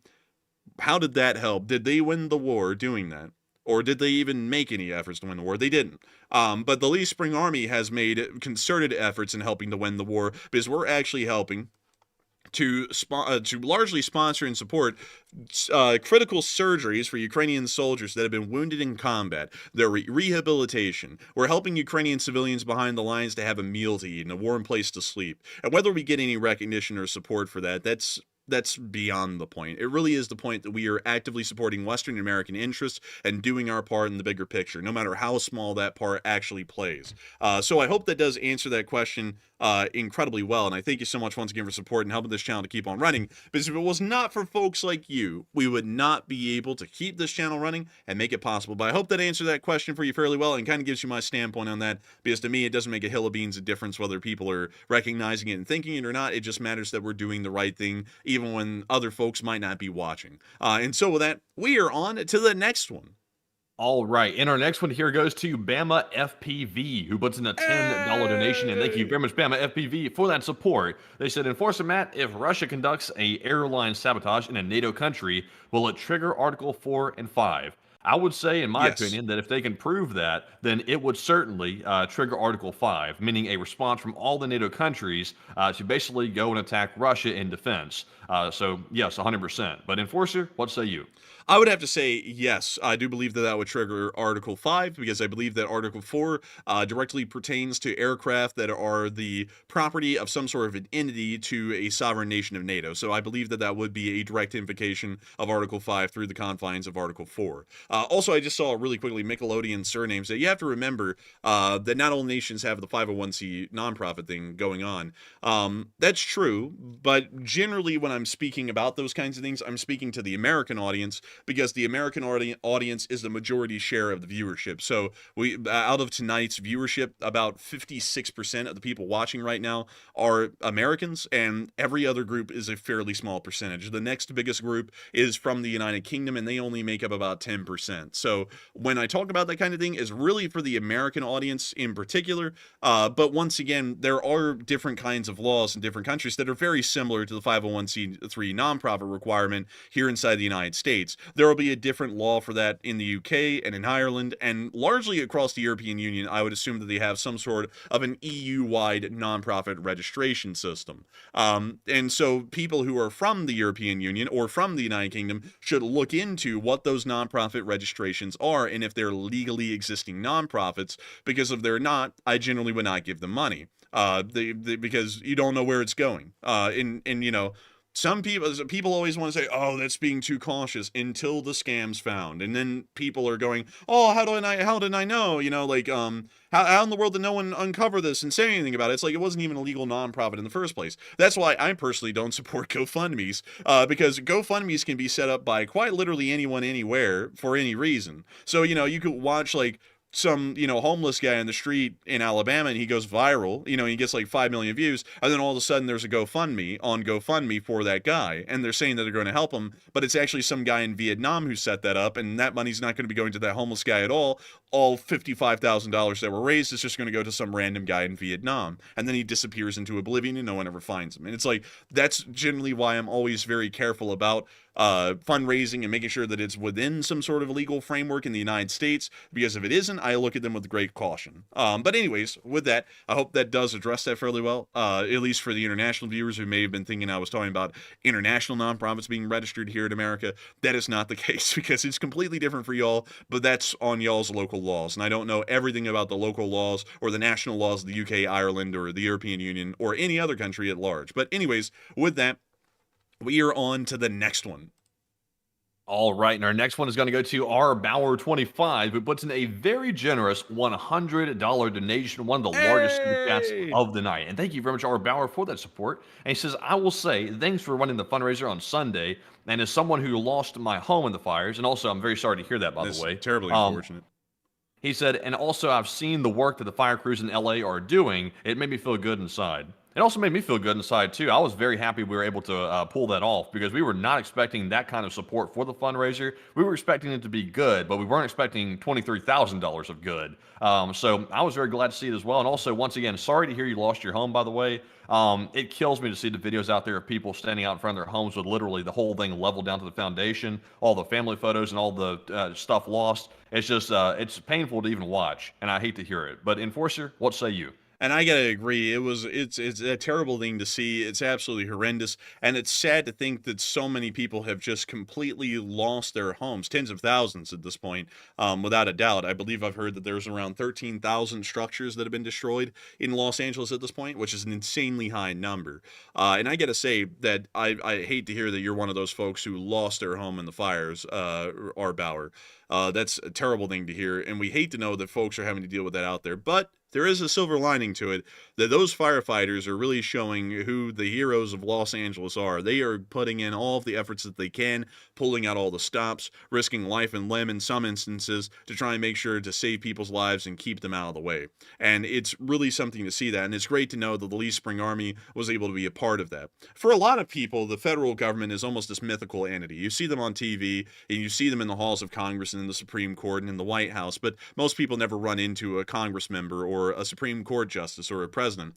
But people always run into, each and every single day, their city authorities and their city officials, the mayor, maybe sometimes, but specifically police and firefighters. People are always coming into contact with them each and every single day. And of course, the firefighters extend over into EMS as well. But beyond that, folks always see those people. Those are the actual parts of government that are tangible, the parts that people see in their normal lives. And a lot of people always say very deriding things about the government. Oh, the government this and the government that. But they're talking about the Congress. They never think about all of those people who are working in their local governments, like those firefighters and police officers who truly do put their lives on the line a lot of the times, every single day, to make sure to keep order inside this country and to make sure that horrific things like the LA fires don't go completely out of control and end up consuming not only house but lives of the people who live there. And it is something to say that all of those folks, the amazing firefighters of LA, have been working tirelessly day in and day out since these fires started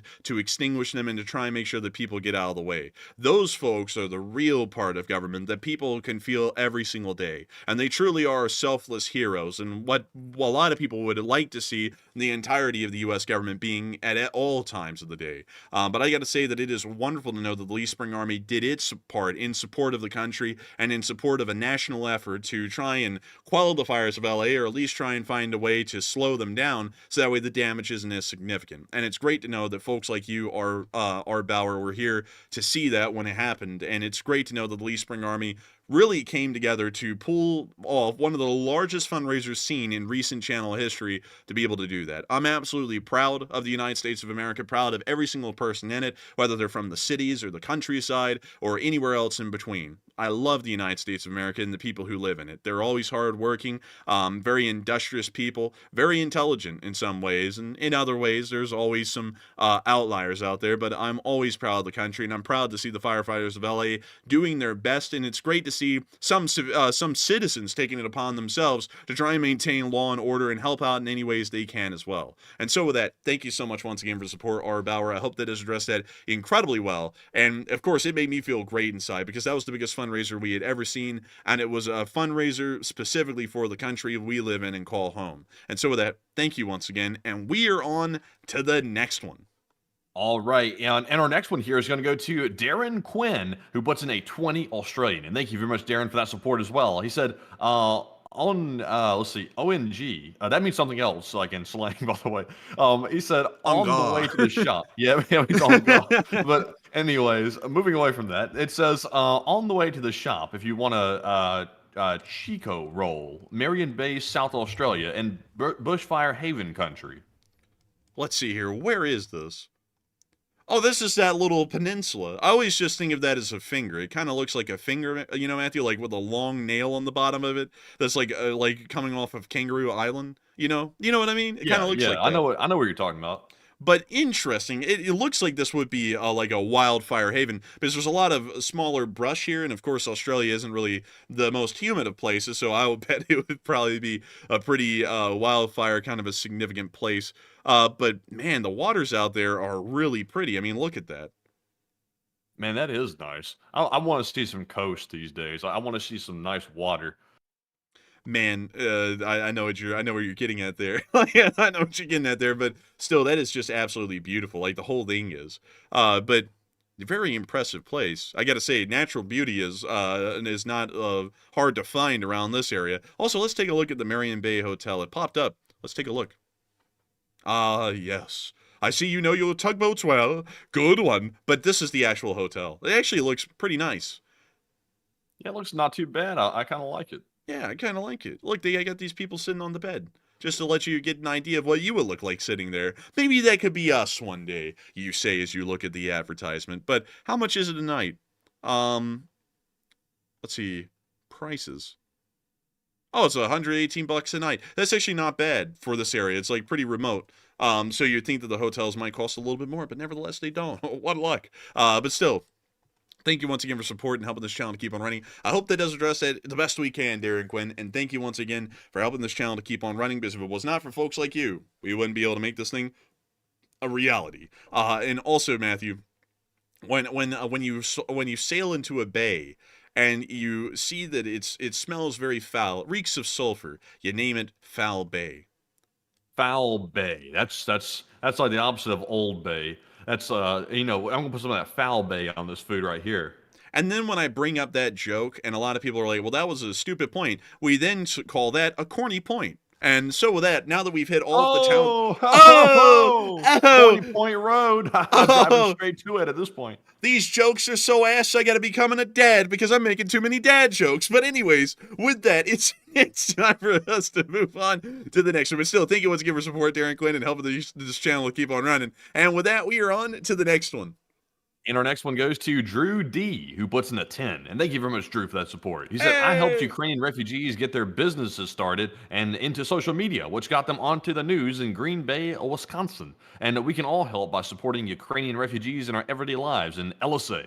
And I thank you so much for the support and helping this channel to keep on running. And that is certainly a nice thing that you did right there, helping them out. But one thing that I do have to say about that is that getting them settled into a place in the United States and then getting them some sort of a job or something along those lines that could be permanent, it might be a little short-lived, because if they return to Ukraine, all that disappears. You know, they can't really take that back to Ukraine with them. But that's still incredible to hear that you're helping them out while they're here. And I got to thank you once again for support and helping this channel to keep on running, because if it wasn't for folks like you, we wouldn't be able to make this thing possible. And thank you for doing your part in supporting Western and American interests. And so with that, we are on to the next one. All right, and moving on here, also real quick, I saw Flash One say, hey, Enforcer Matt, check out Kalbarri Bay if you want WA. Let's check that out real quick, Enforcer. Can we see that? Kalbarri Bay. Kalbarri Bay. WA. Let's see here. We're just going to go to Kalbarri in Washington. Well, actually, that's Western Australia. Excuse me. Washington. Well, it said WA. It said Well, it said Australia. I'm sorry. I'm blind. Wow, look at that. Oh, wow, look at that.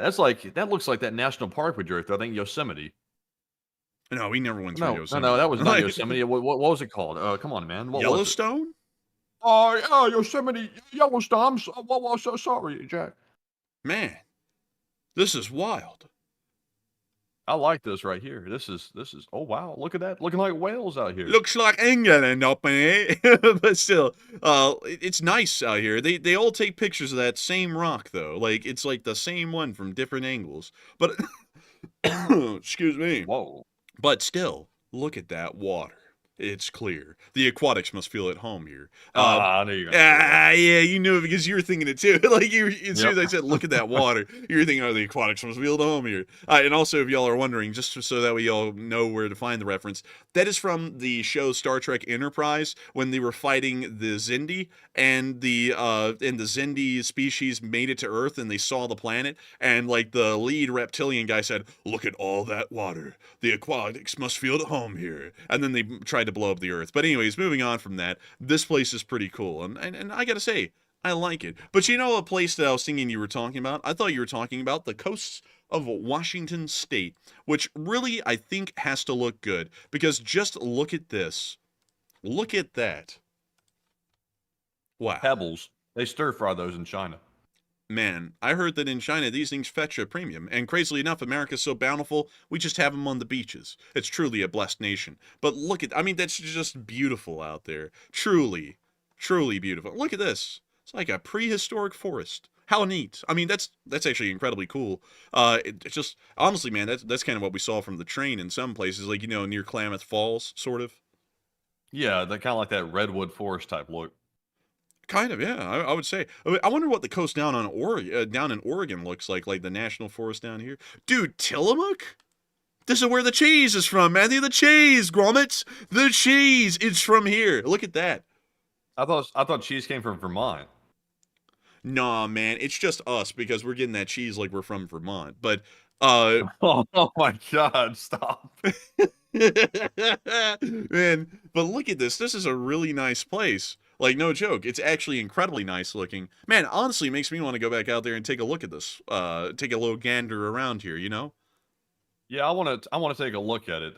This area is intriguing to me. I like the South Florida area. I like the Texas area, and I like the Seattle area a lot. So we'll have to take a look at all three. We might just have to take a real gander around, a real look, because we're gonna be looking. We're gonna be taking a look, a little look-see. You know what I mean? Just a little gander. But what do the towns look like here on the coast? Because they're kind of small. Like Lincoln City. What does this look like? Oh wow, that's actually really nice. This is probably expensive as hell. I wonder what the hotels cost around here. Let's find out. $111 a night. This one. It's $121 a night. It's actually not that expensive. $69. Nice. A night. Let's see. Not great, not terrible. 3.4 right here.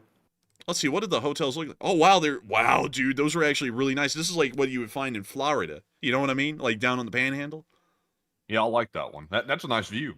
Dude, that's crazy. You're like on the beach. Here you go swimming on the beach. It reminds me of Polzeath in South Wales. Yeah, in southeastern England, not Wales. That's right. That's right. It's Cornwall. You're gonna get the Welsh people angry. Like they're gonna be like, I'm from Wales. You can't get mad at me. I'm one of you. Man, they're about to say it in that questioning tone that their accent has. Yeah, that's not South Wales. Something like that. They're gonna say it like that. But anyways, let me go over to southern Florida. Let's go down to where the hotels would be, like in Seaside. You see, the prices are just totally better. This is $400 a night to stay here. Oh yeah, I mean it's a rip. I mean 38 is always known as a ripoff though. Like it's crazy expensive, but it's a nice beach though. Like very family friendly beach. Let's see, Hidden Beach Villas for $54 a night. Well, I'm assuming that these have got to be tiny ass rooms. They're talking about from $54 a night. You're not getting the big ones that they were showing in those pictures.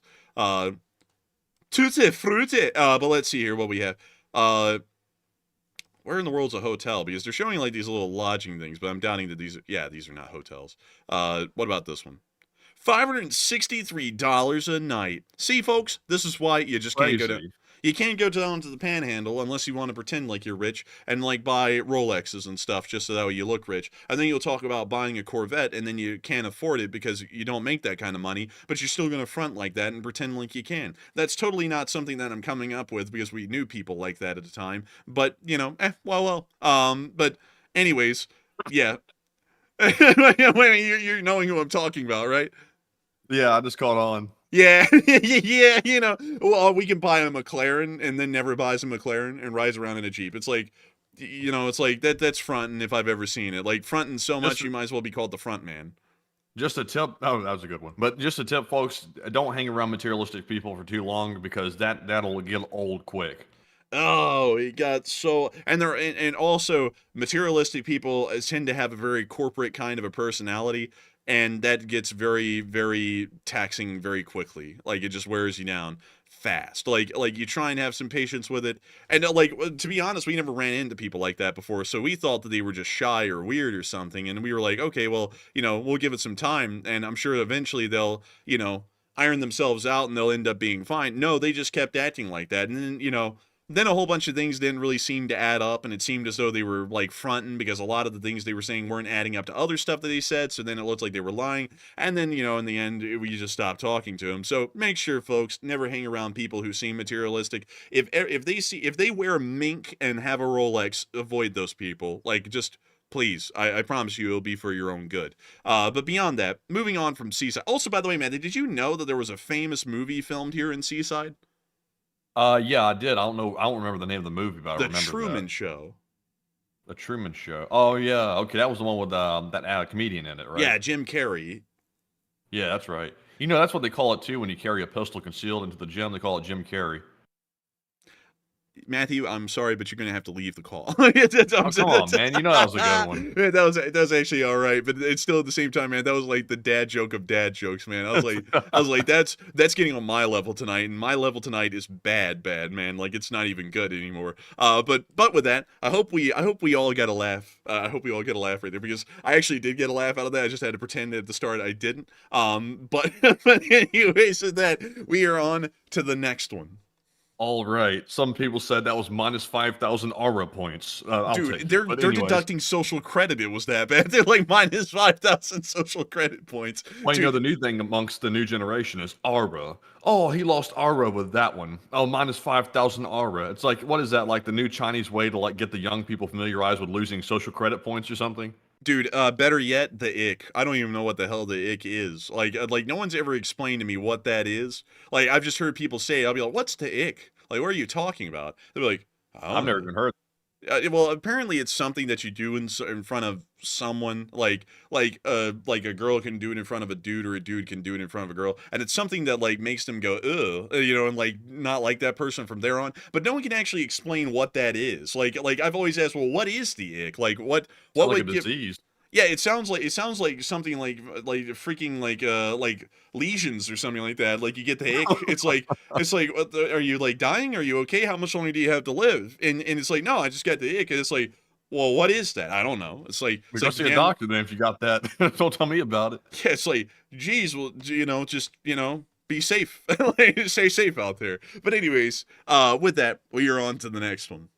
And our next one goes to Aetherian, who puts in a $50 donation. And thank you very much for that big support, by the way, and helping to keep us running as well. And they said, greetings from the Central Coast and Seal Rock OR. Rarely do I hear people talk about my area, and I love you all, and check out my neighborhood. And let's see. Oh, this is actually in Oregon. I thought maybe it was an abbreviation for Australia.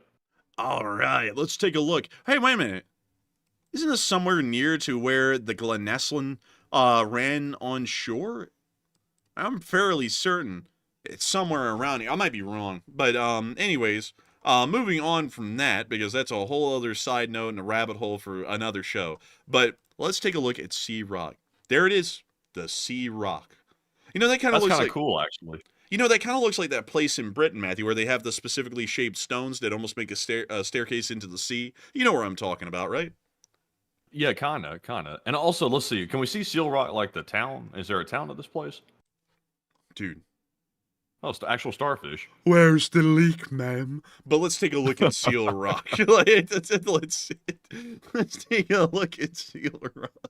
Also, Ethereum, this is kind of like, this is like kind of remote living, actually. I didn't see any close by towns to this either. It looked like it was sort of secluded on the coast. Man, you know what this reminds me of?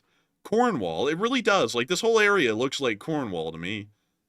It kind of does. It reminds me of sort of like the California, like, sort of removed coastal areas, too. Kind of similar to it. I wonder, Dancing Coyote. We don't like those. Those are on Trank. But let's see. This is actually not a bad place. It looks pretty nice. Also, we got Chubby Little Mermaid. It apparently needs to get on a diet. But let's see here.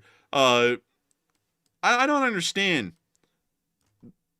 Luna Sea of Seal Rock, local seafood. Man, I can tell you Fish right now, and that food out chips! there is busting. This Dude. place has got to be busting. Dude, they got an old fishing boat here beside the building. This place got to be fire. We got to find out, actually. The Luna Seafish House. Dude, it's fire. 764 reviews and 4.5 stars. This has to be the most fire food that anyone's ever eaten. Let's see. Yep, that looks good. That looks good. That looks really good. That does not look like just like fish and chips. It looks like kind of gourmet or something. But I'll tell you what, Ethereum, this is like high-end, like remote living. Because I saw he said, yeah, it's very remote. And this is like, this is good rural living right here. This is not the rural living we're used to, actually. This is nice right here on the coast. You got some nice scenery, and also it looks like a nice little town, too. Let's see, are there any hotels here to try and get an idea of cost? Let's see. Any hotels? This kind of looks like one. $310 a night with 2.5 stars. Damn. Okay, that apparently is a house that's poorly managed. That ain't no hotel. There isn't really hotels out here. Interesting. Wait, hang on. We got one here. $132 a night. It's very affordable. Let's take a look. Oh wow, That's nice. That's nice. Really nice. Yeah, look at that. It looks like they have like either an unclean pool or it's a saltwater pool. Like I can't tell which one that is. But man.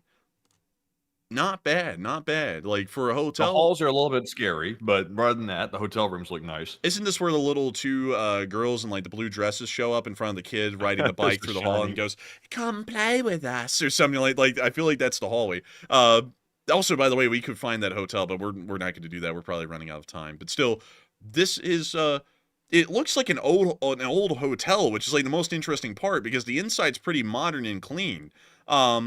But yeah, I mean, this is actually a really nice area around here.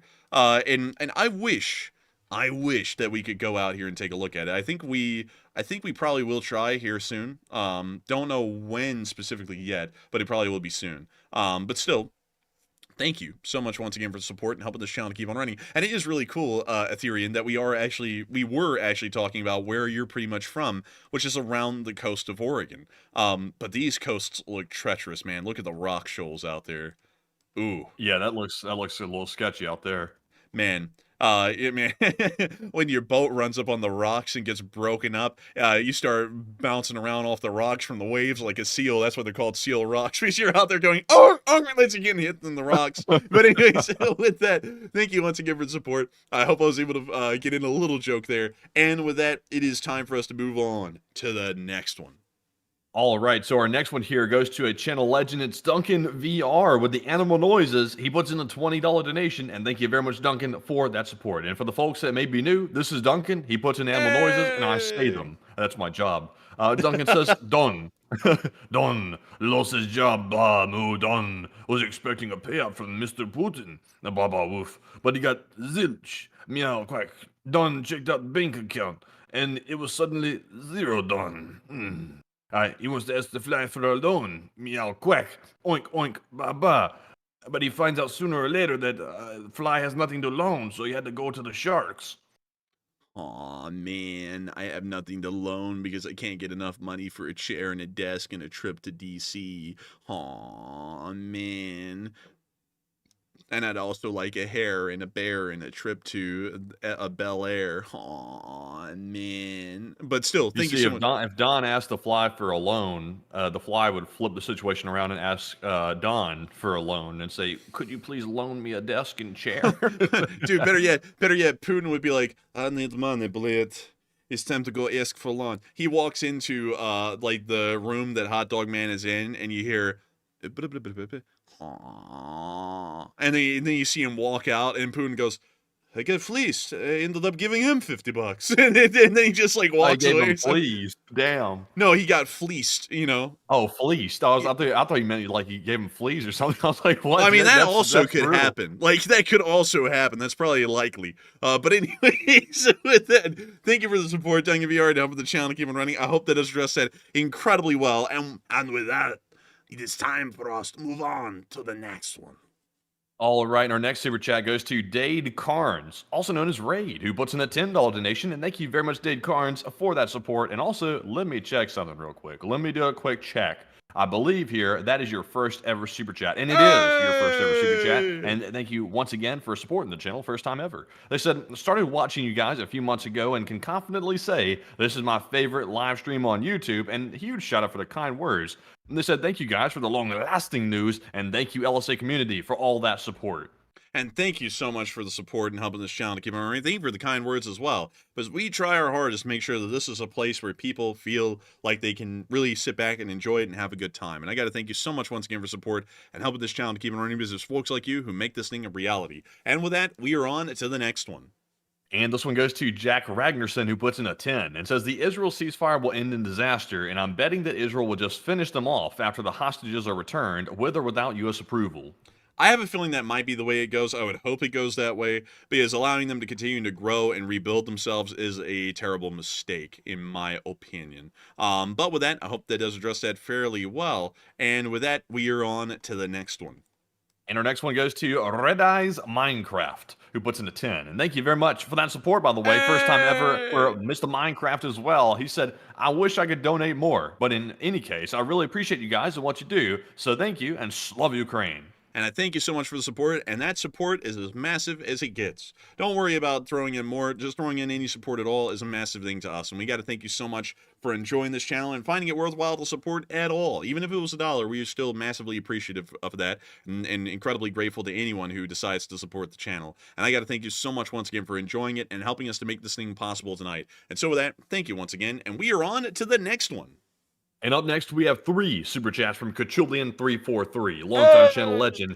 And the first one says, I'm sick of Russia's BS at a certain point. We have to invoke Article 5. And if an attempted terrorist attack isn't enough to invoke it, then why do we have Article 5 at all?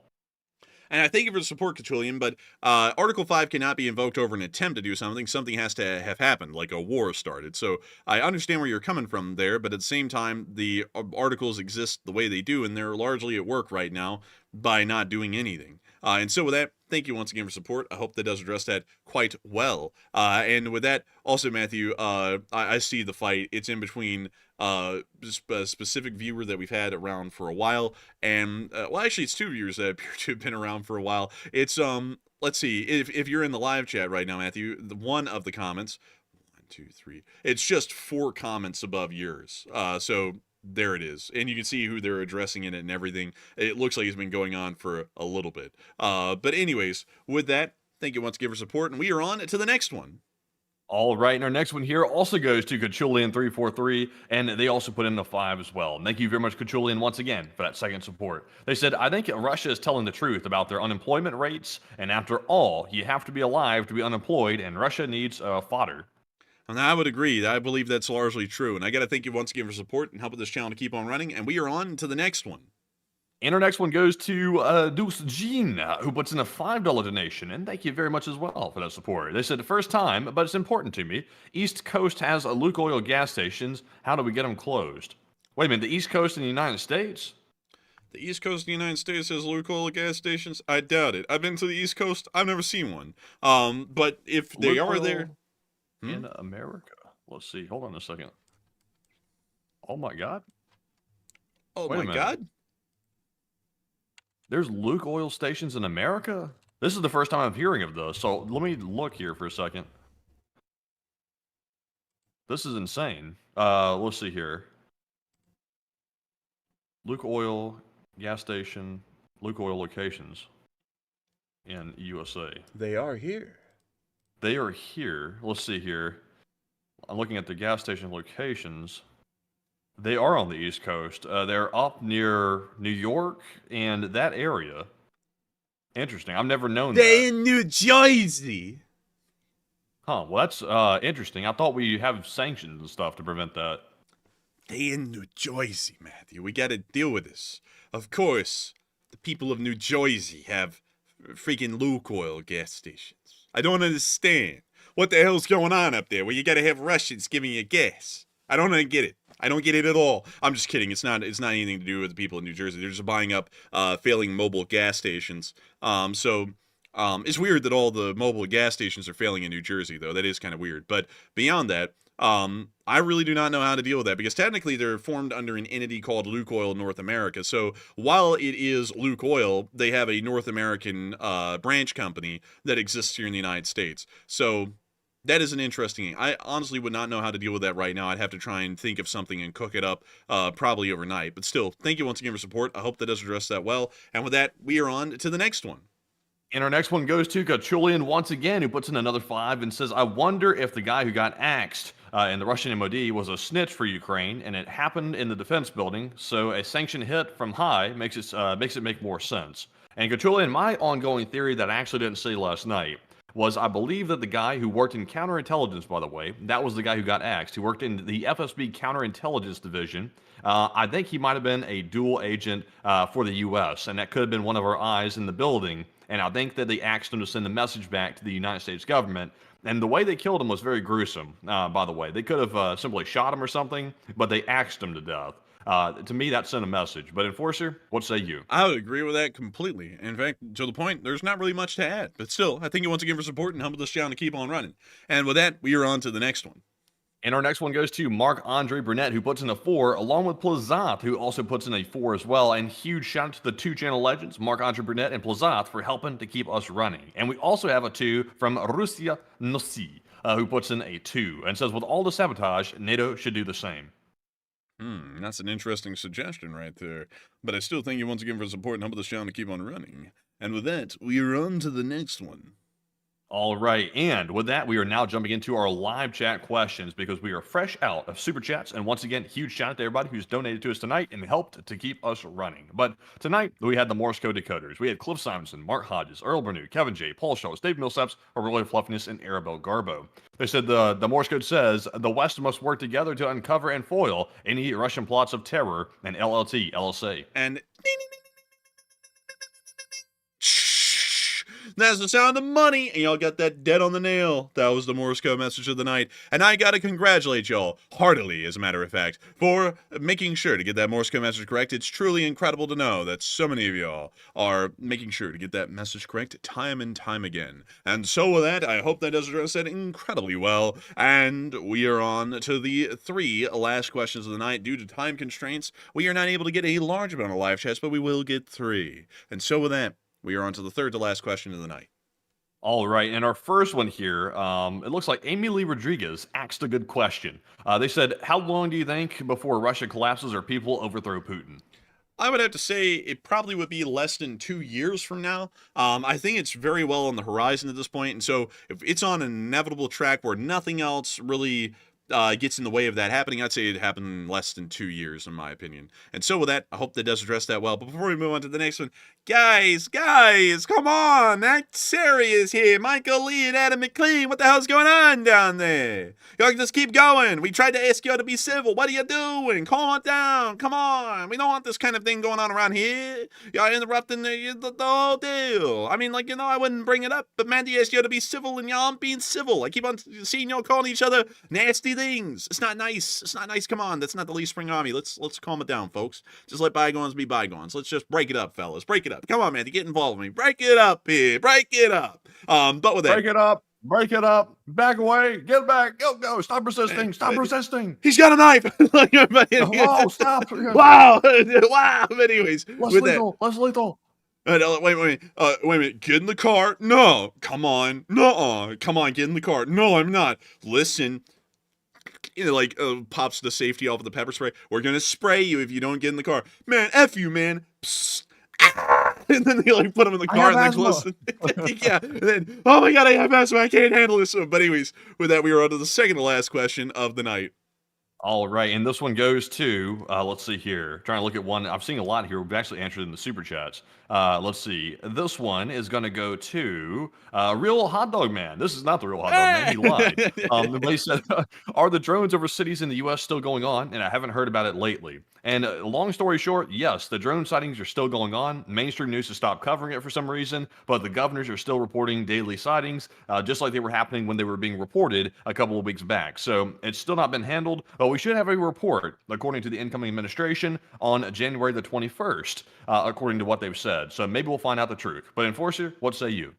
I would say that we'll probably find some more information out soon. I'm doubting it. I don't mean to be a pessimist, but I'm largely doubting it because if it's anything of national security concern, there probably will be nothing put out about it. But it's still going on. That is true. And with that, we are on to the final question of the night. And so, who was the lucky last person who threw in the lucky last question of the night?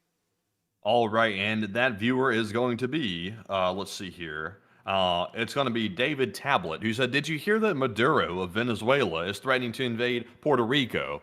I didn't hear that, but I did hear that Maduro has a big bounty on his head that's been placed on him by the U.S. government. So I hope he's aware of that. But Enforcer, what say you? 25 million smackaroos are put on his head by the FBI right now. And that's for his capture, by the way. I don't know if that's dead or alive, but it's for his capture. So if they invade Venezuela and he happens to show up, I can bet you that there are a great deal of Puerto Ricans that would like to be $25 million richer. In fact, American citizens are in that little territory. It's not a country, by the way. It's a territory of the United States that would like to be $25 million richer. Hell, if I hear that Venezuela is invading Puerto Rico, I might just go down there myself and try and become $25 million richer. Join the other citizens of this republic who are trying to ingratiate themselves to the deep pockets of the U.S. federal government in behalf of American interests. And so with that, I hope that does address that well. Very interesting thing to bring up, by the way, for the end of the stream. But yes, I heard about it a little bit, but that's just that Venezuelan garbo that comes out of Maduro. I mean, it's nothing new. He's always saying stupid stuff, but he cannot follow through on that one at all because invading Puerto Rico is practically like invading the mainland United States. It's a actual U.S. territory, so invading that's pretty much declaring war on the United States as a whole, and they don't want that kind of attention. But with that, I hope that does address that incredibly well,